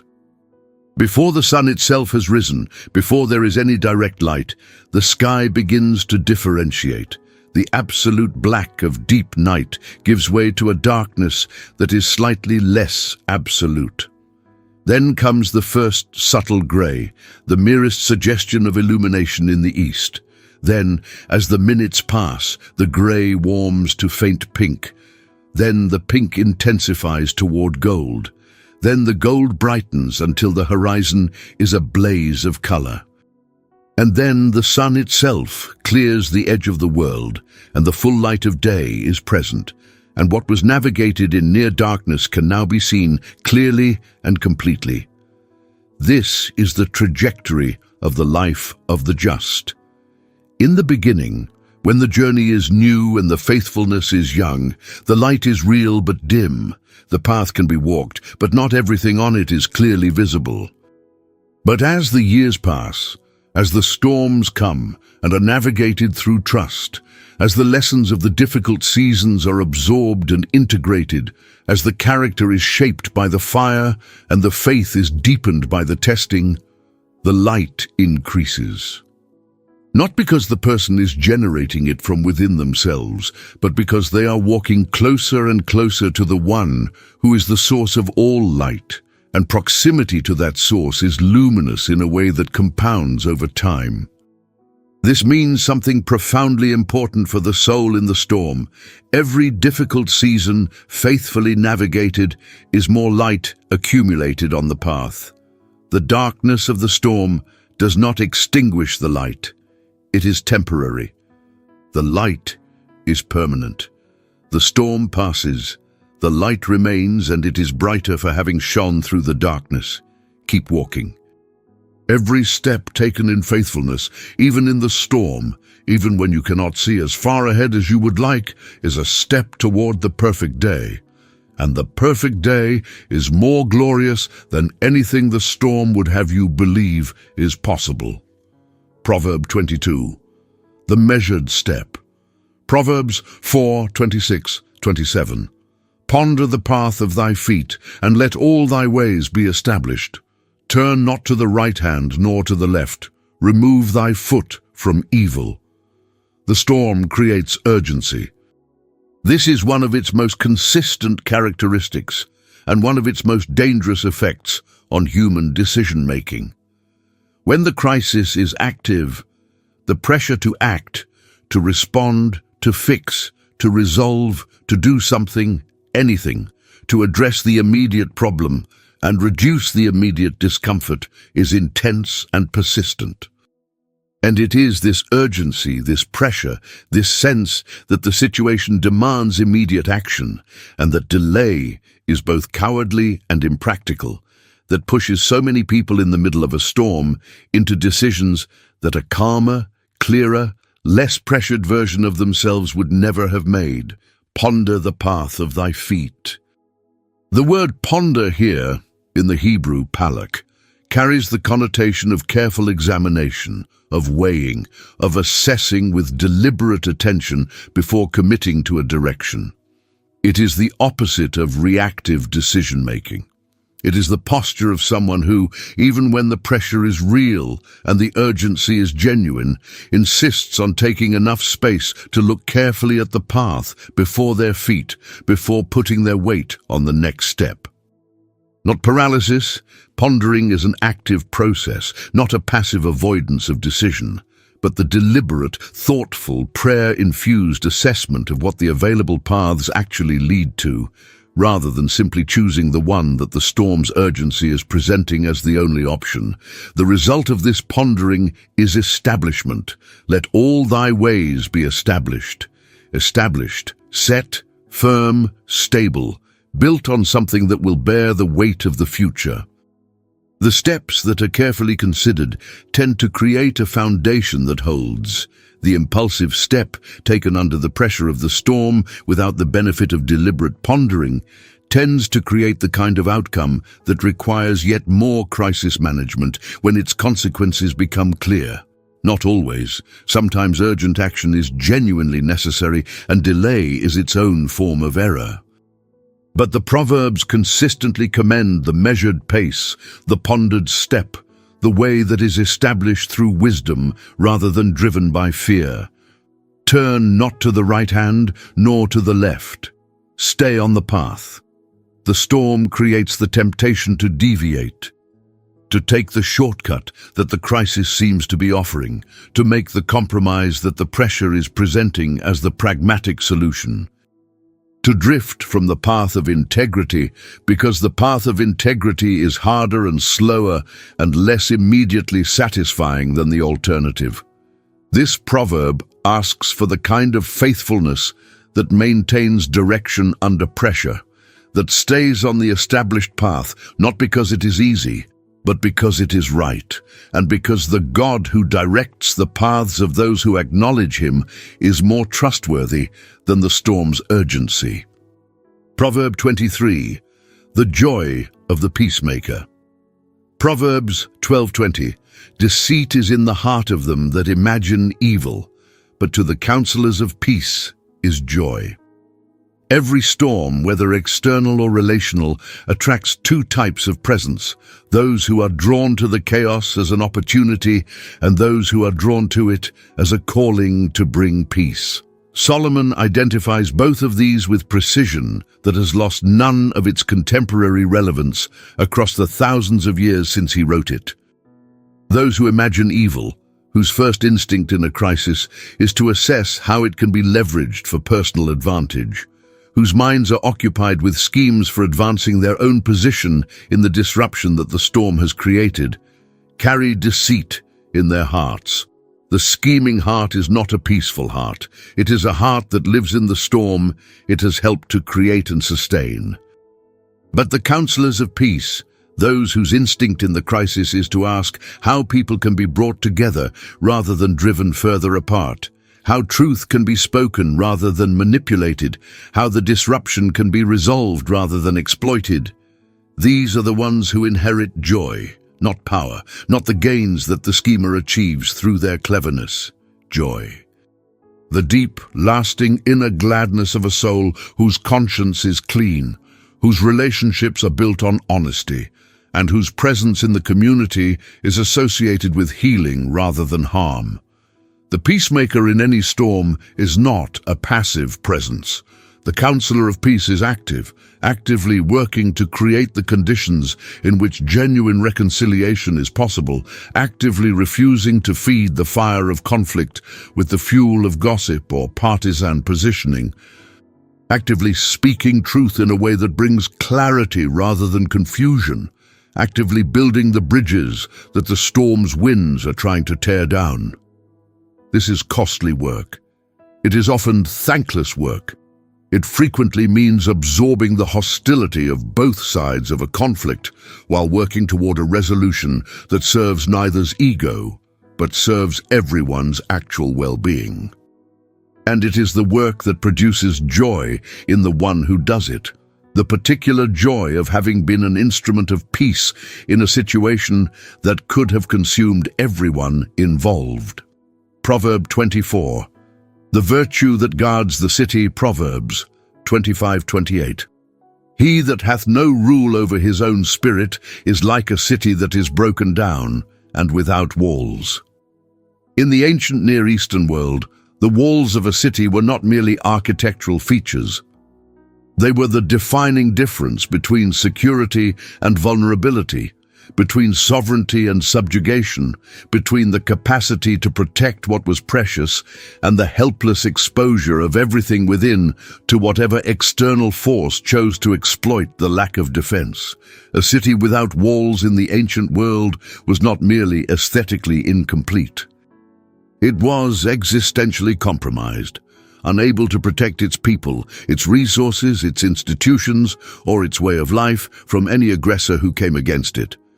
It was, in the most practical sense, at the mercy of whatever power was strongest at any given moment.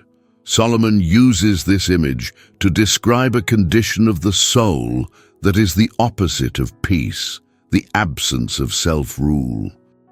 He that hath no rule over his own spirit, the person who cannot govern their own inner world, who is at the mercy of every shift in emotion, every provocation from others, every internal surge of anger or fear or desire or despair, is like that broken, wallous city. Their inner world is exposed and ungoverned. Every distressing circumstance enters freely. Every provocative person can destabilize them with minimal effort. Every temptation finds easy access. The fortress that should be protecting the most precious interior realities, the faith, the peace, the integrity, the capacity for love, is compromised, and the enemies of the soul move through it freely. The storms of life are particularly effective at exploiting the absence of inner walls. Because the storm creates the conditions in which the impulses that self-rule normally holds in check, the reactive anger, the panicked despair, the reckless decision-making, the self-pitying retreat, the resentful withdrawal, feel not only understandable but urgent. The storm creates pressure, and pressure reveals the state of our inner walls. The person who has been building self-rule through the daily disciplines of prayer, surrender, scripture, and accountability will find that the pressure of the storm, though real, does not collapse the walls. But the person who has neglected those disciplines will find that the storm exposes what the comfortable seasons concealed, that the city has been without walls all along. Build the walls. Not through willpower alone. The book of Proverbs is consistent in its testimony that the fear of the Lord is the foundation of all true wisdom and all true self-governance. But through the daily, faithful practice of submitting your inner world to the one whose spirit can govern it with a wisdom and a power that your will alone cannot sustain, the city with walls can withstand the assault. The city without them cannot. Proverb 25, patience as a greater victory. Proverbs 16:32, he that is slow to anger is better than the mighty, and he that ruleth his spirit than he that taketh a city. Solomon was a man who understood power. He presided over the most powerful and the most prosperous kingdom in the ancient Near Eastern world of his time. His wealth was legendary, his military was formidable, his diplomatic reach was extraordinary. He knew what it meant to command armies, to direct the resources of a great nation, to exercise the kind of authority that shaped the lives of millions of ordinary people who would never have occasion to speak to him. He was not a man writing about power from a position of ignorance. He was a man writing about it from the inside, from direct and intimate acquaintance with what real-world power looks and feels like, which is why this proverb is so remarkable in its assessment. He that is slow to anger is better than the mighty. He that ruleth his spirit than he that taketh a city.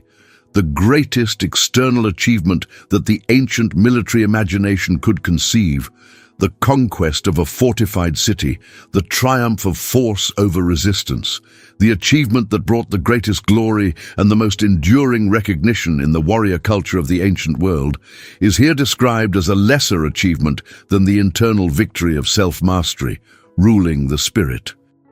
Being slow to anger, governing the impulses that make us reach for the sharp word, the retaliatory act, the destructive response that our wounded pride is demanding.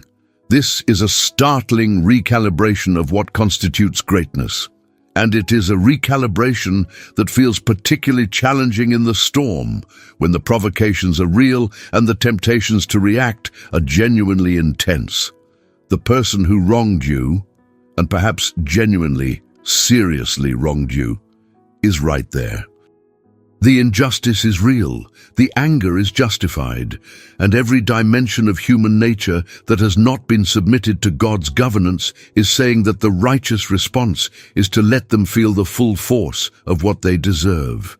And the proverb says something extraordinary in response to all of that. The person who can govern that impulse in that moment, who can feel the anger without being driven by it, who can respond rather than react, that person is greater than the mightiest warrior you can name.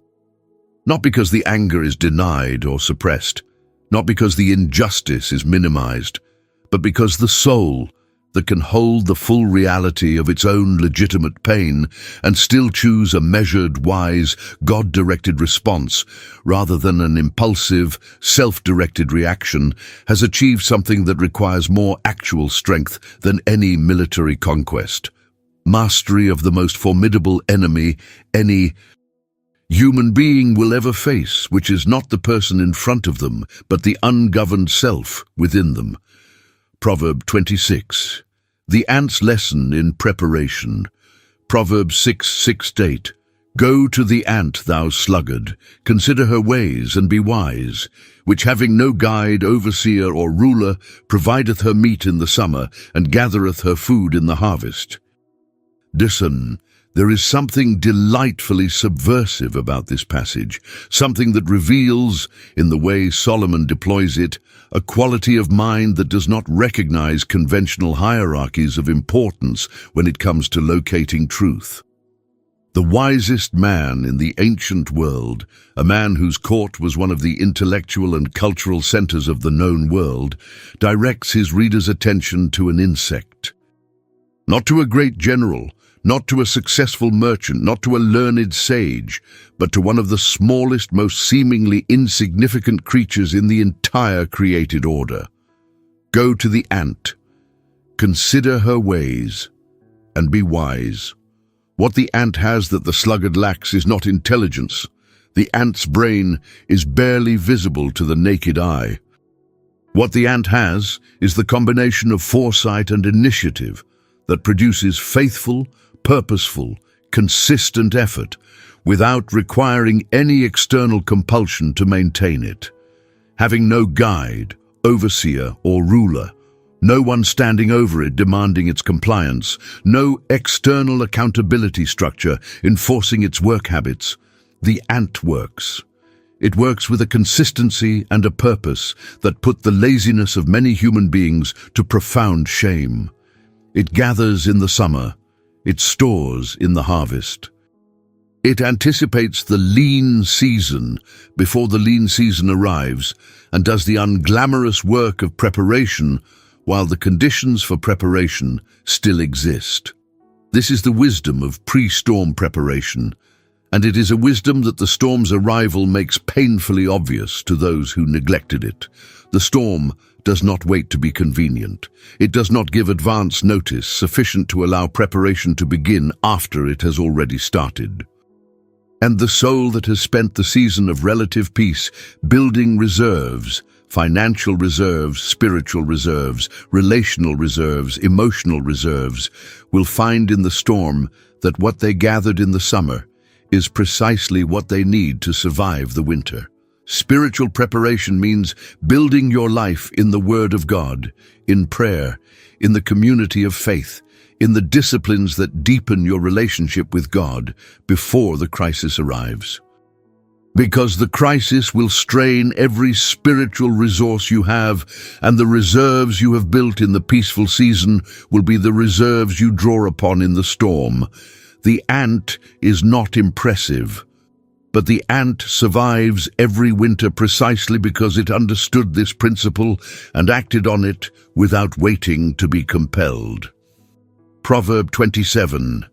The eyes of the Lord are in every place. Proverbs 15:3. The eyes of the Lord are in every place, beholding the evil and the good. The omniscience of God is one of the most fundamental attributes of his character, one of the features of his nature that most clearly distinguishes him from every human being and from every other being in creation. He knows everything, past, present, and future. Everything that occurs in every corner of the universe, from the movement of galaxies to the sparrow's fall, from the decisions of kings to the thoughts that no one will ever speak aloud, from the seen and the celebrated to the hidden and the secret. Nothing escapes his awareness, nothing is concealed from his sight.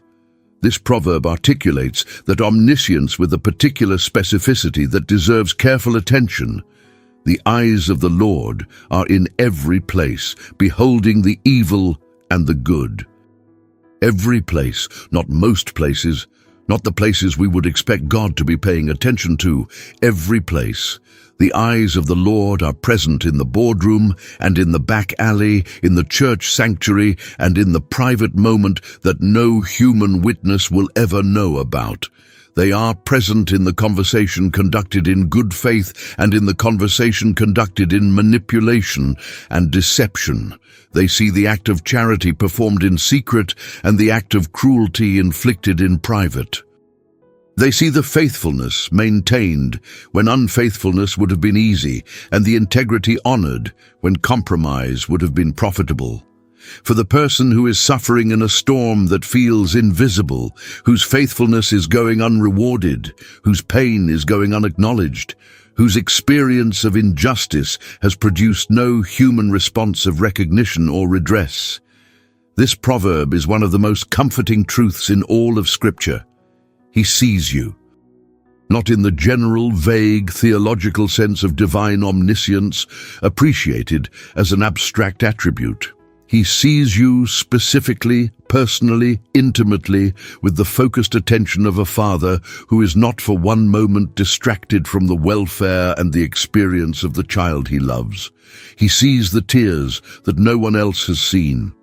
He sees the faith maintained under circumstances that would have justified its abandonment. He sees the quiet courage of continuing to trust when the evidence for trusting has been temporarily obscured by the storm's darkness. And he sees the evil done against you. Every injustice, every cruelty, every deception, every abuse of power that has contributed to the storm you are navigating. He sees all of it with perfect clarity and absolute accuracy, and he will deal with it in his time and in his way with a thoroughness and a justice that no human court has ever fully matched. You are not forgotten, you are not overlooked, you are seen. Proverb 28, the prayer for sufficient provision. Proverbs 38-9, remove far from me vanity and lies. Give me neither poverty nor riches. Feed me with food convenient for me, lest I be full and deny thee and say, who is the Lord? Or lest I be poor and steal and take the name of my God in vain.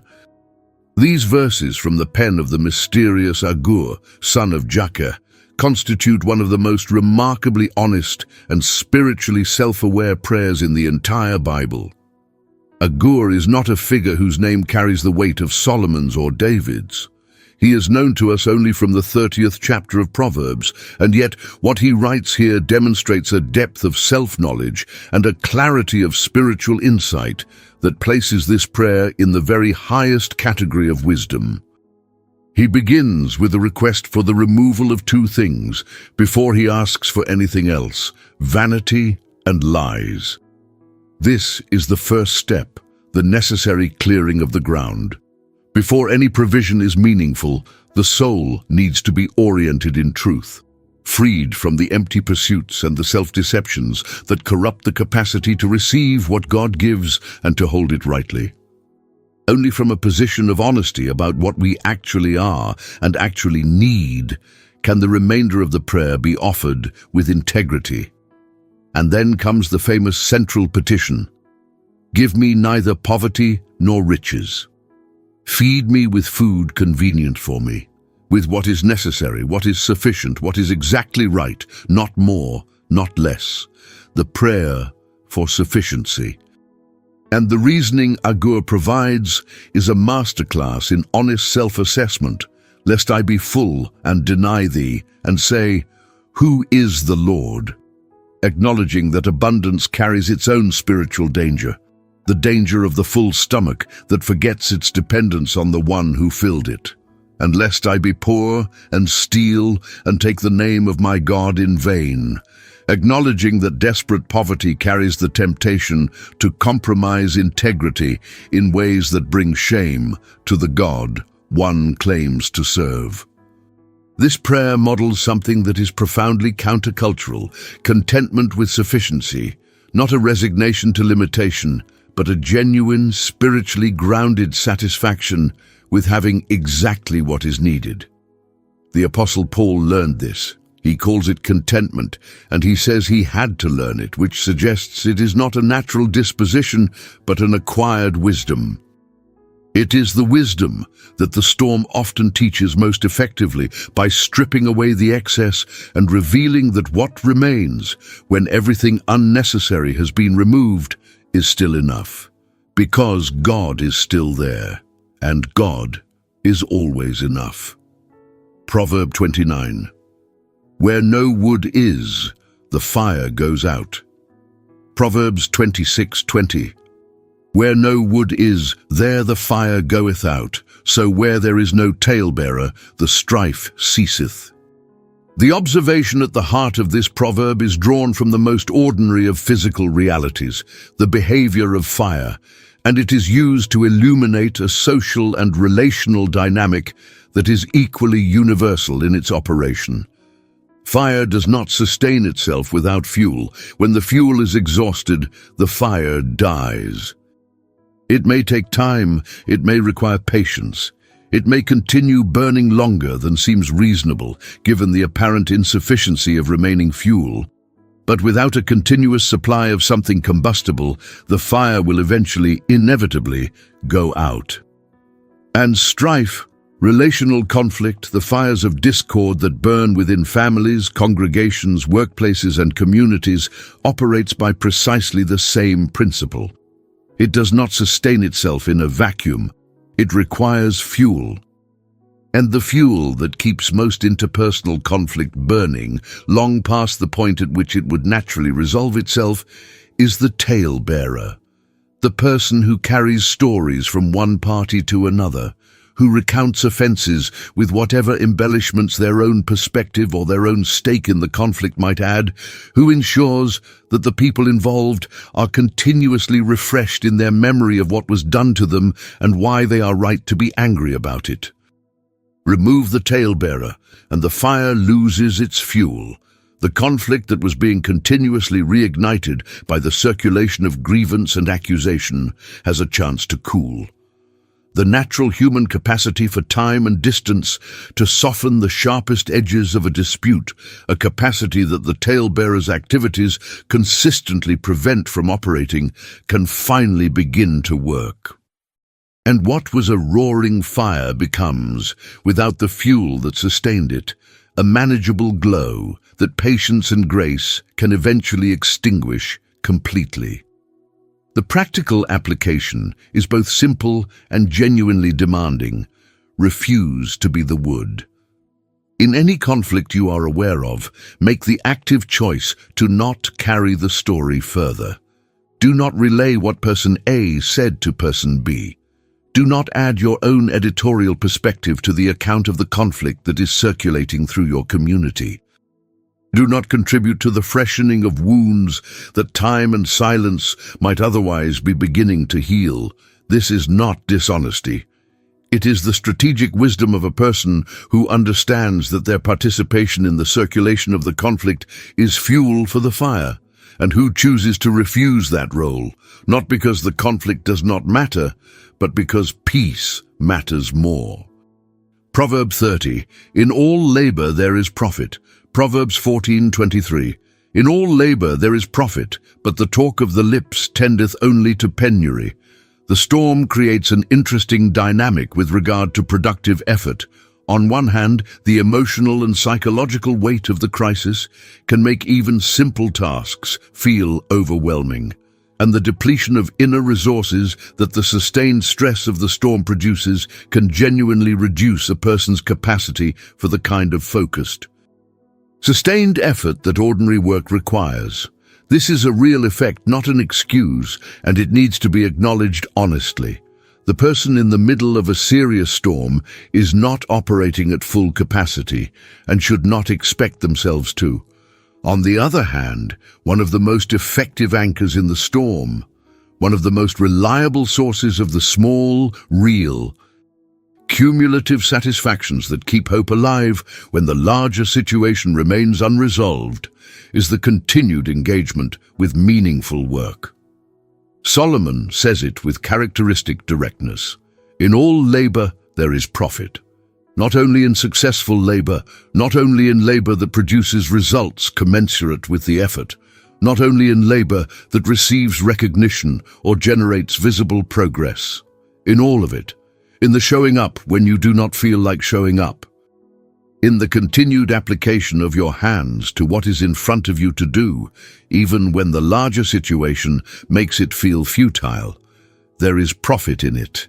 Something of value is being produced, even when you cannot yet see what it is, and the contrast is equally important. The talk of the lips tendeth only to penury. The person who endlessly discusses what they intend to do without ever actually doing it, who analyzes the situation comprehensively and elaborately and without cease but never translates the analysis into action, finds themselves growing poorer in every dimension that matters, in productivity, in momentum, in the practical experience of doing things that produces the competence and the confidence that the storm has threatened, and in the self-respect that comes from knowing that you did not simply lie down in the storm, but continued to work through it. Work, not frantically, not in the grip of anxious striving that is trying to force an outcome, but faithfully, steadily, one day at a time. The discipline of meaningful work through the storm is not a distraction from the deeper spiritual work of trusting God. It is an expression of it. Proverb 31. The law of the wise as a fountain. Proverbs 13:14. The law of the wise is a fountain of life, to depart from the snares of death. The wisdom tradition of the ancient world understood something that the modern world, with its enthusiasm for the new and its suspicion of the inherited, consistently struggles to hold in proper esteem. That the experience of those who have walked the path before us is not merely interesting historical context, but genuinely life-giving resource. The law of the wise, the accumulated teaching, the gathered insight, the hard-won principles of those who have lived long and reflected deeply and suffered and grown and emerged from their storms with something more than they carried into them, is described here as a fountain of life. The same image we have encountered before, the inexhaustible, life-giving, reliable source of what the soul needs to survive and flourish. This means that the relationship between one generation and the next, between the experienced and the inexperienced, between the mentor and the mentored, is not a hierarchical indulgence. It is a survival mechanism. The young person who dismisses the wisdom of those who have gone before them, who assumes that their own intelligence and the resources of their own generation are sufficient to navigate every challenge without the input of accumulated wisdom, is cutting themselves off from precisely the fountain that could save them from snares they cannot yet even see. And the snares this wisdom protects against are real. The snares of decisions made with insufficient perspective, of relationships entered without the benefit of counsel from those who have seen similar dynamics play out, of compromises that seem small and harmless until they are revealed as entry points for something much more destructive. The law of the wise illuminates these snares before the foot steps into them.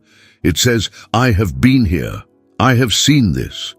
This path leads somewhere you do not want to go." And the soul humble enough to receive that illumination is the soul that avoids the snare. Seek the fountain of the law of the wise. Find the mentors, the pastors, the experienced believers, the wise friends who have walked the paths you are walking and who carry the kind of wisdom that only lived experience can produce.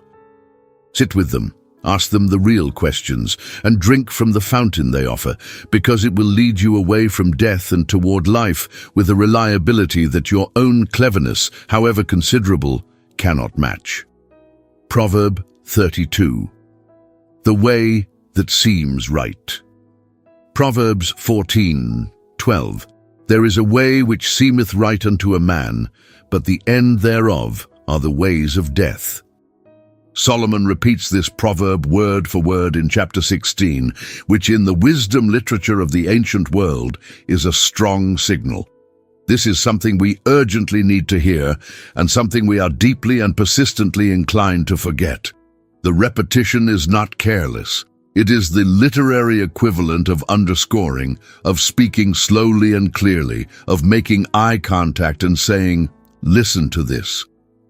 This one is important in a way that the others are not always important, because this one addresses the fundamental flaw in the mechanism we use to navigate every decision we will ever make. There is a way which seemeth right unto a man, not which obviously seems wrong, not which carries the clear marks of danger or destruction that any attentive person could identify. A way which seems right, which has a reasonable appearance, a coherent internal logic, a surface plausibility that makes it feel to the person considering it like the correct and appropriate response to the situation they are in. And yet, but the end thereof are the ways of death. The destination to which this apparently reasonable way leads is not the destination it advertised at the entrance. This is the mechanism of temptation in its most sophisticated form. The crudely obvious temptation, the one that wears the signs of danger without any attempt at concealment, is relatively easy to identify and resist. It is the temptation that presents itself as reasonable that catches us most reliably and most catastrophically. And the storm is a particularly fertile environment for this kind of deception, because the storm creates conditions: stress, urgency, pain, fear, depletion of emotional and spiritual resources that compromise our ability to think clearly, and that make the apparent rightness of a way that seems right feel more compelling than it would feel in calmer conditions. The safeguard is not intelligence. It is humility and its companions, prayer, the counsel of the wise, and the ongoing honest accountability of a soul that has learned not to trust its own assessment without checking it against the wisdom of God and the wisdom of others. The humble soul says, "I think this is the right way, but I have been wrong before about what seemed right. Let me bring this to God. Let me bring it to the people whose wisdom I trust. Let me hold it long enough to test it before I walk it." This is not weakness. This is the highest form of wisdom, the wisdom that knows its own limitations and protects against them. Proverb 33, the beginning of strife.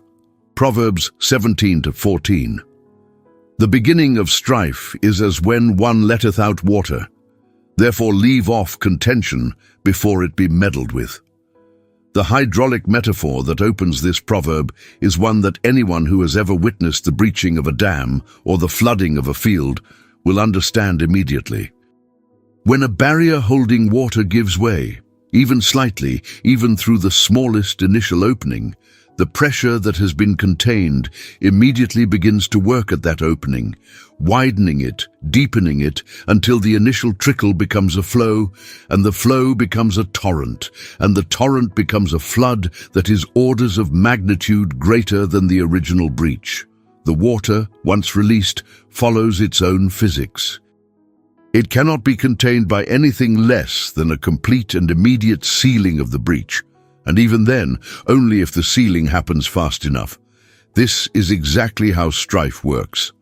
The first word of contention, spoken in a moment of irritation perhaps, or wounded pride, or the self-righteous certainty that someone needs to be corrected right now, is the initial breach in the barrier. And immediately, the forces at work in human conflict begin to act upon that breach. The other party responds to the provocation. which generates a counter-response, which escalates the exchange, which raises the emotional temperature, which reduces both parties' capacity for measured thinking and increases their investment in not backing down. And what began as a minor irritation has become, by stages that each seemed small and individually manageable, something genuinely destructive. Therefore leave off contention before it be meddled with. Before, the wisdom is concentrated in that single preposition. The time to exercise judgment about whether to enter a conflict is before the first word is spoken, not in the middle of the escalation, when the water is already running and the physics of the conflict are already at work. Before the contention is engaged, the question needs to be asked, is this mine to engage with? Is this the hill on which the expenditure of relational capital and emotional energy is genuinely warranted? Is the matter serious enough to risk what is risked whenever strife is allowed to begin? And for a great many potential conflicts, the honest answer to those questions is no. Let it go. Step back from the water, refuse to make the breach, and discover that the storm you chose not to start is the storm you did not have to navigate. Proverb 34. The counsel of the Lord stands. Proverbs 19:21. There are many devices in a man's heart, nevertheless the counsel of the Lord that shall stand. There is a comfort buried in this proverb that requires a moment of honest reckoning before it can be fully received, because it begins in a place that can initially feel deflating. There are many devices in a man's heart, many plans, many intentions, many carefully constructed strategies for how life should unfold. We are extraordinary planners, we human beings. We project, we strategize, we build contingencies and backup contingencies. We construct detailed visions of how the next chapter should look. And there is genuine wisdom in planning. Proverbs says so elsewhere, commending the preparation of the ant and the wisdom of the careful builder who counts the cost before laying the foundation. But then comes the nevertheless, which is perhaps the most important word in the proverb. Nevertheless, despite all the devices of the human heart, despite the plans made with the best available wisdom and the most genuine intentions, the counsel of the Lord that shall stand, not might stand, not often stands, shall stand. It is a statement of absolute certainty about the ultimate outcome of divine sovereignty over human history. God's purposes will be accomplished, His plans will be executed, His counsel will prevail, regardless of how many human devices have been constructed in opposition to it, in ignorance of it, or in well-intentioned but misaligned parallel to it. For the person of faith, this is not a deflating message. It is an extraordinarily liberating one. Because if the counsel of the Lord stands regardless, if the ultimate outcome of every situation is in His hands and will be shaped by His wisdom rather than by the quality of our planning, then the failure of our plans is not the final word. The storm that disrupted the plan we made is not the end of the story. God has a plan that does not require our plans to succeed in order to proceed. Our devices can fail without His counsel failing. And the plan He is executing, the one that shall stand, the one guaranteed by His own character and wisdom and faithfulness, is better than the one we made.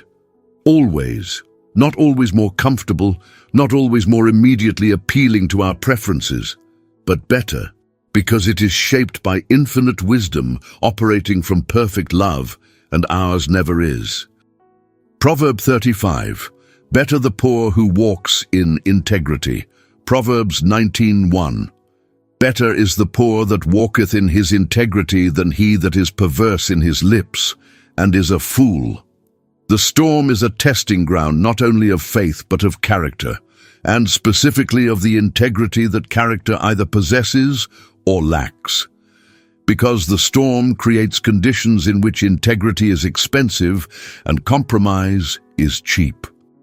When the financial pressure is acute and the resources are limited, and the opportunities that require compromise appear alongside the opportunities that require patience and faithfulness, the temptation to take the shortcut, to shade the truth, to cut the corner, to make the deal that a calmer, more resourced version of yourself would have known was wrong, is intense and entirely understandable.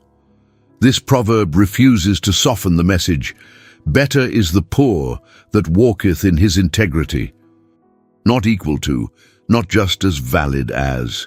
Better, the person who has navigated the storm with their moral character intact, who has kept their word when breaking it would have been easier, who has refused the compromise when accepting it would have provided immediate relief, who has walked through financial hardship with their integrity as their most carefully guarded possession, is in a better position than the person who achieved their prosperity through the perverseness of their lips and the foolishness of their compromises. And the reason for this is structural. Integrity is a foundation. Character is a foundation. They bear weight. The life built on integrity will stand under the pressures that the storm continues to apply, and when the storm finally passes, the person who maintained their integrity will find that the foundation is still solid, and that genuine rebuilding from that foundation is possible. But the life built on compromise and deception is built on sand, and every new storm tests the foundation and finds it a little weaker, a little less capable of bearing what life requires it to bear. The shortcut purchases relief in the moment at the cost of stability in the future, and the future is longer than the moment of relief. Choose integrity in the storm. It will cost you something you may feel you cannot afford to lose, but it will preserve something that no amount of money can buy. Proverb 36, the faithful messenger as cold water. Proverbs 25:13. As the cold of snow in the time of harvest, so is a faithful messenger to them that send him, for he refresheth the soul of his masters. The sensory image at the heart of this proverb is precise and immediately evocative to anyone who has experienced physical exhaustion in heat. The time of harvest was the most demanding season of the agricultural year, a period of intensive, relentless physical labor conducted under the full force of the summer sun. There was no option to wait for cooler conditions. The harvest had to be gathered when it was ready, regardless of the temperature. And in that context of heat and exhaustion, the cold of snow, water cooled by the snow of the distant mountains, brought to the workers in the field, was not a luxury. It was the difference between the capacity to continue and the collapse into heat exhaustion. And this is the image Solomon chooses for the faithful messenger, not for the eloquent messenger, not for the fast messenger, not for the clever messenger, the faithful one. The one whose reliability is so consistent, whose commitment to accurately representing what was entrusted to them is so complete, that the person who sent them knows without any doubt that what was meant to be conveyed has been conveyed with fidelity. No embellishment, no editing for personal advantage, no selective emphasis that serves the messenger's interests at the expense of the message's accuracy. Complete faithfulness to what was entrusted. In a world in which information is filtered and shaped and spun and selectively released by almost every source we encounter, in which the news we receive about what is happening is almost always processed through the agenda of whoever is reporting it, the person who can be trusted to tell you what is actually true, accurately and completely, without the distortions of their own self-interest, is profoundly rare and profoundly refreshing. Their faithfulness creates the conditions for genuine trust, which is the foundation of every relationship that is worth having, and every community that is capable of weathering a storm together. Be the faithful messenger. In your relationships, in your community, in your church, in your workplace, let your commitment to truth be so consistent and so known that people experience your presence and your communication as refreshing rather than exhausting. Let what you say be what is true. Let how you represent things be how they actually are, and let that faithfulness be the cold water that sustains those around you through the heat of whatever storm is currently being weathered. Proverb 37. Do not remove the ancient landmark. Proverbs 22:28. Remove not the ancient landmark which thy fathers have set. The wisdom of this proverb operates on multiple levels simultaneously, and each level carries its own relevance for the soul navigating the storms of contemporary life.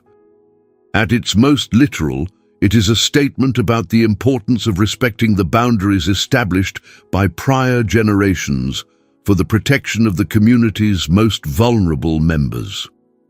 Boundary stones in the ancient Near Eastern world marked the legal divisions of property, and their removal was not merely a property dispute.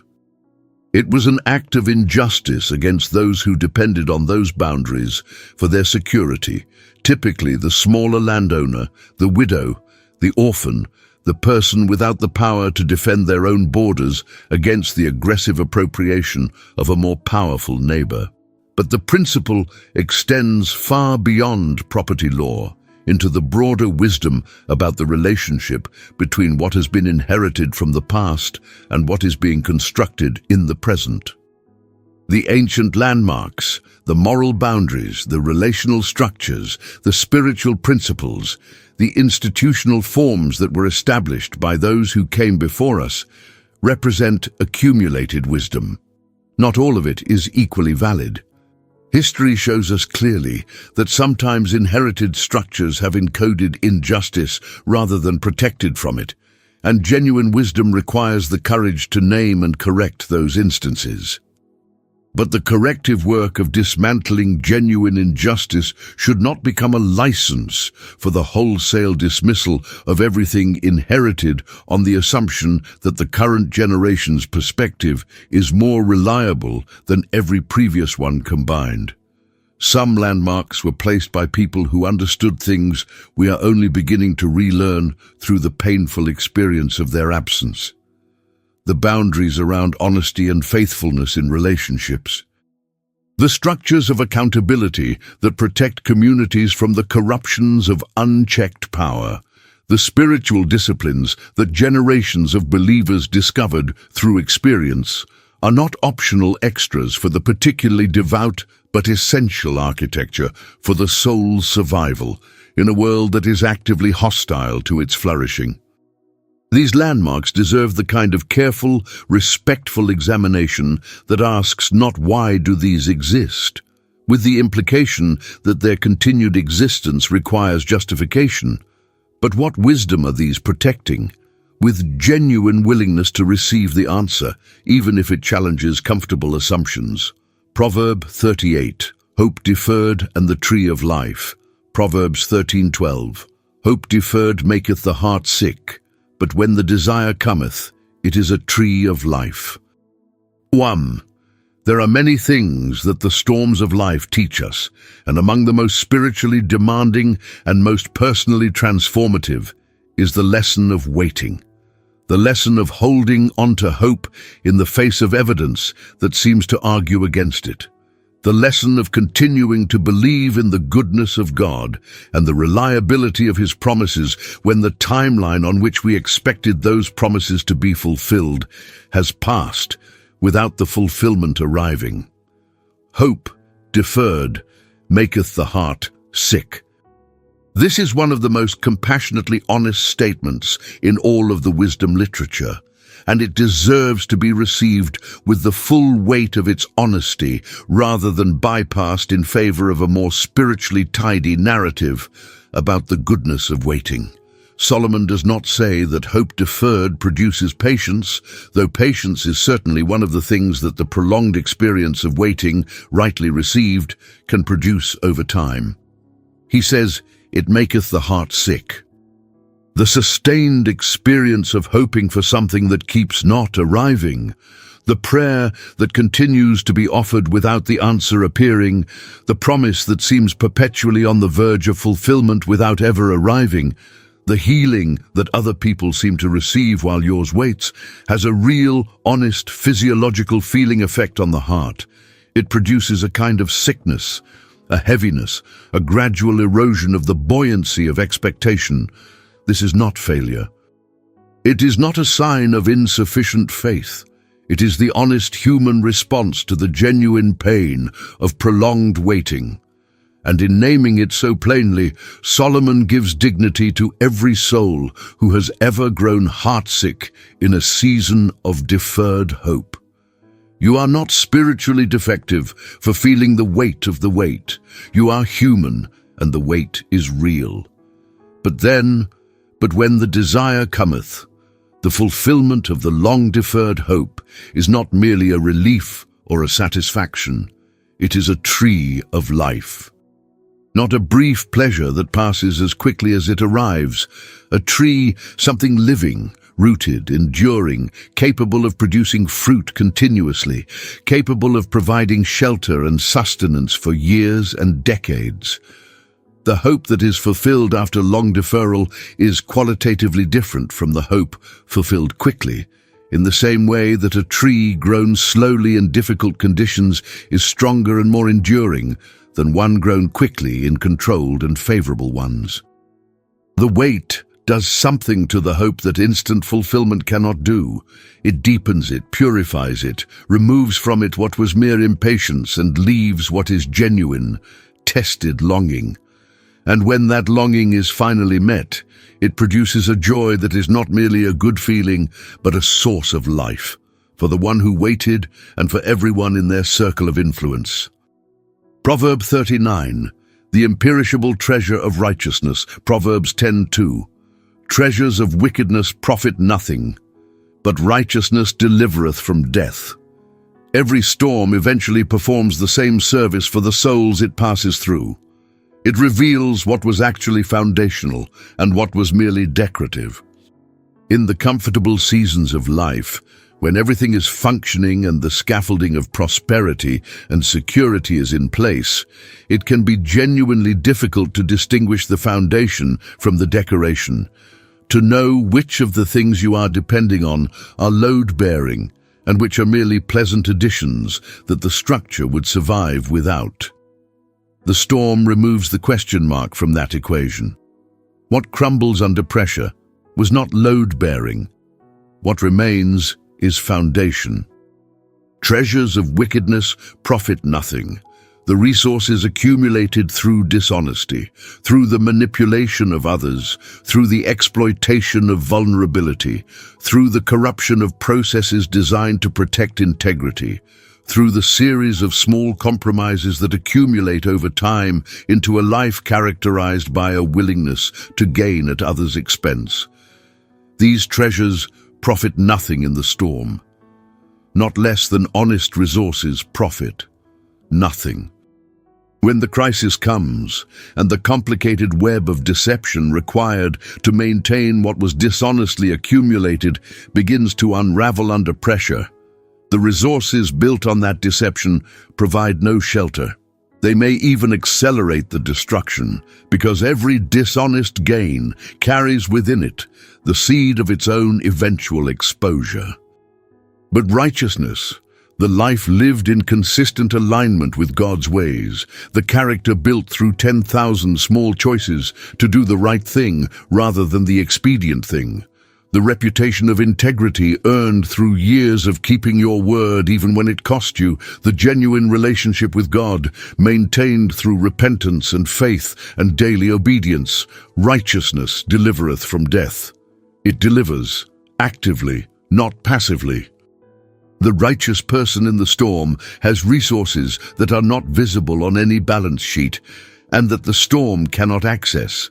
The community of people who trust them, the peace of a conscience that does not condemn, the access in prayer to the God who hears and responds to the cry of the righteous, the flexibility that comes from having no secrets to protect, and the enduring reputation that makes others willing to extend help and opportunity even in the hard season. Build righteousness.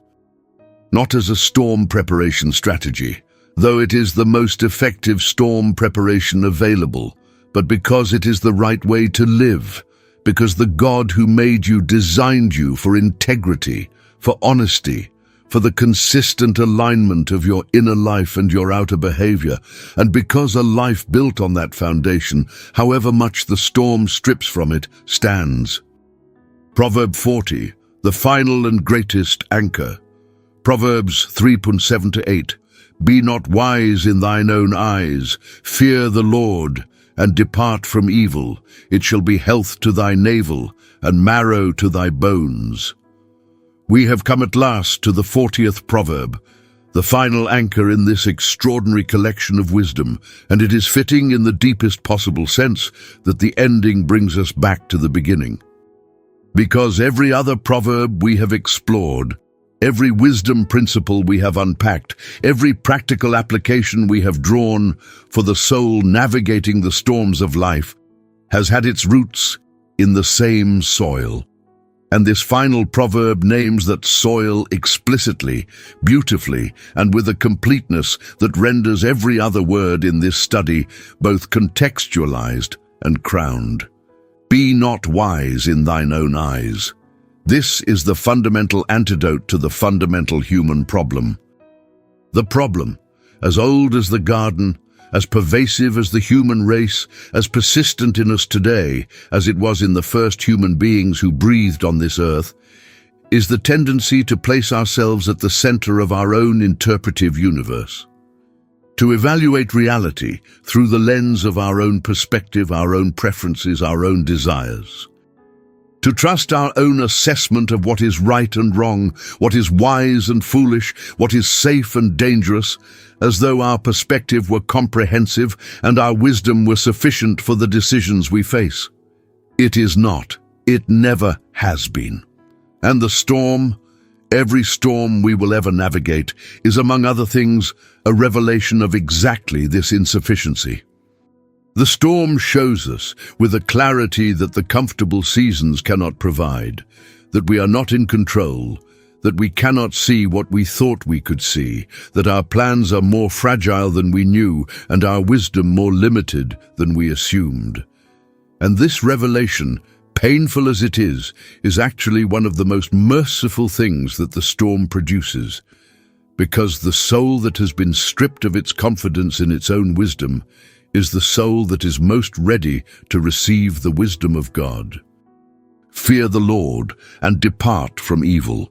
These two imperatives stand together as the foundational posture of the entire book of Proverbs and as the summary of everything that genuine wisdom produces in a life. The fear of the Lord, that holy, reverent, worshipful awareness of standing constantly in the presence of the God who is infinitely wiser, infinitely more powerful, infinitely more good than anything we can comprehend, is not a burden. It is a liberation. It is the freedom that comes from no longer having to be the source of your own wisdom, your own strength, your own security.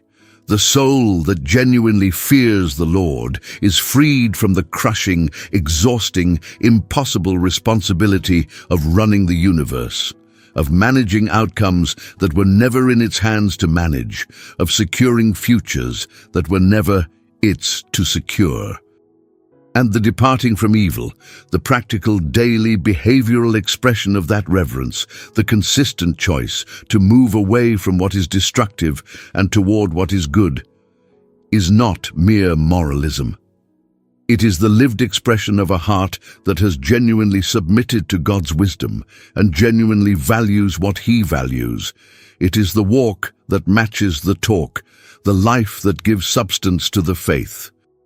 The behavior that demonstrates that the fear of the Lord is not merely a theological position held in the mind, but a governing reality that shapes the hands and the feet and the tongue and the choices across every dimension of daily life. And the promise that concludes this final proverb is as vivid and as physical as the ones that preceded it. It shall be health to thy navel and marrow to thy bones. The marrow of the bones is the innermost substance, the hidden interior reality from which new blood cells are continually generated, the place deep inside the physical frame where life is continuously being renewed and sustained. And this is the image that Solomon uses for what the fear of the Lord and the departure from evil produces in the person who embraces them. Not surface health, not the appearance of well-being. Marrow-deep vitality, renewal at the most fundamental level of what a person is. The kind of health that is generated from the inside out, from the deepest places outward, that is not produced by any external intervention, but only by the alignment of a life with the God who created it for exactly this kind of flourishing. This is what is available to you. Not despite the storm, but through it. Through the storms that have already come and the storms that are yet to come. Through the difficult seasons that have shaped you and the difficult seasons that will shape you further. The fear of the Lord is not a destination you arrive at and remain in without further effort. It is a posture, a daily renewed decision, a continuous orientation of the heart toward the God who is worthy of your complete trust and the honest reverence of your whole life. We have arrived at the end of our 40 Proverbs, 40 anchors, 40 lights, 40 words from the God who knew every storm you would ever face before you were born, and who inspired these words precisely for the seasons in which you would need them most urgently and feel them most deeply. The storms of life are real. They come without invitation and without apology, and they have the power to alter the landscape of a life in ways that no amount of planning or preparation can entirely prevent. But the wisdom we have explored across these 40 Proverbs is not a collection of motivational sentiments designed to make us feel better about what we cannot control.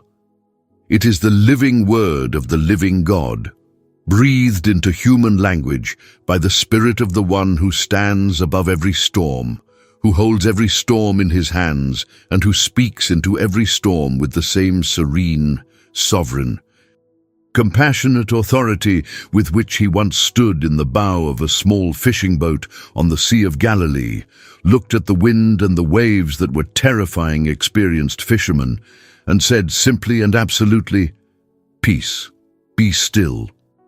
And they obeyed. The storm did not negotiate. The wind did not explain why it could not immediately comply. The waves did not argue for why they deserved to continue. They obeyed. Because the one who spoke holds authority over every natural force that has ever generated itself anywhere in the created order, and he is the same God. His word is the same word.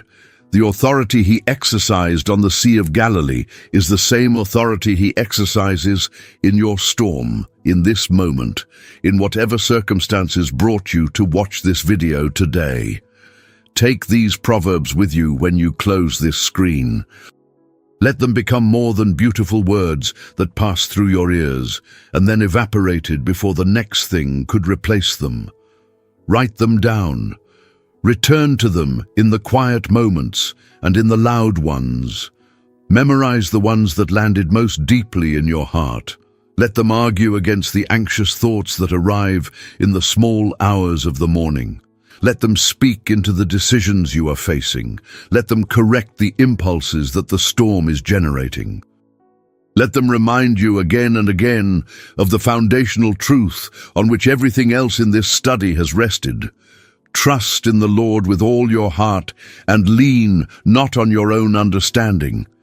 In all your ways acknowledge him, and he shall direct your paths, because he will, not might, shall. For every soul who brings the whole heart into genuine submission to the God who created it and loves it and holds its future with care that surpasses every care its owner can offer itself. He is faithful. Absolutely, perfectly, enduringly faithful. Not faithful when it is convenient for him. Not faithful when our performance warrants it. Faithful because faithfulness is what he is, as intrinsic to his character as holiness and as love and as wisdom and as power. He cannot be unfaithful. It is not in his nature. The storm is not the end of your story. With God, The storm is always followed by a dawn you could not have imagined from the middle of the night. The path of the just shines more and more unto the perfect day, and that day is more glorious, more full of light, more saturated with the goodness of a God who was faithful through every dark hour than anything the storm can steal or obscure or make you doubt. Keep walking, keep trusting, keep guarding the heart, keep speaking life, keep the fear of the Lord as the foundation on which every other piece of your life is being built. And know this, with the certainty of 40 tested eternal 3,000-year-old Proverbs standing behind you like a great cloud of witnesses, that the God who has guided every soul who has ever trusted in him through every storm this world has ever produced is guiding you, through this one as through every other. He has not lost track of you. He has not looked away. He is not surprised by the storm or overwhelmed by it. He holds it in the palm of the same hand in which he holds the stars, and he holds you there with it, and he knows what he is doing, even when you cannot. May his peace be yours, the peace that surpasses all human understanding, that guards your heart and your mind in Christ Jesus, today and tomorrow, and through every storm that this life brings, and through the perfect day that lies beyond them all. Go in peace, walk in wisdom, and God bless you. Before you go, if this message has spoken to you today, I want to ask you to do 3 simple things that will take less than 60 seconds and that will mean more to this community than words can easily express. First, please subscribe to this channel right now if you have not yet done so, and press the bell icon to turn on notifications so that you never miss a new video. We produce content specifically designed to strengthen your faith, anchor your peace, and walk alongside you through every season of life. And every one of those videos is something you should not miss. Second, please like this video. It is such a small gesture, but it carries significant weight in terms of helping more people who are right now in the middle of storms of their own, searching for exactly this kind of content, to find it when they need it. Your like is a form of generosity toward people you will never meet, but who may be profoundly helped by what you just watched. And third, if there is someone in your life who is going through a hard season right now, a friend, a family member, a colleague, someone in your community who is carrying a heavy load and who would be helped by these 40 proverbs, please share this video with them.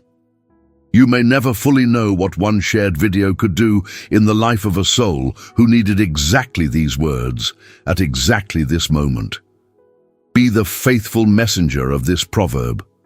Send the cold water, and let God do what he does with the seeds of wisdom planted in willing and needy hearts. We will see you in the next video. There is more to come, and it is content crafted with the same care and the same deep desire that this one was crafted with, to bring you wisdom that is genuinely life-giving, genuinely grounded in the truth of God's word, and genuinely relevant to the real life you are actually living. Thank you for watching. Thank you for being part of this global community of souls seeking wisdom together. And thank you above all for trusting that the ancient words still have something to say to the storms of our modern lives.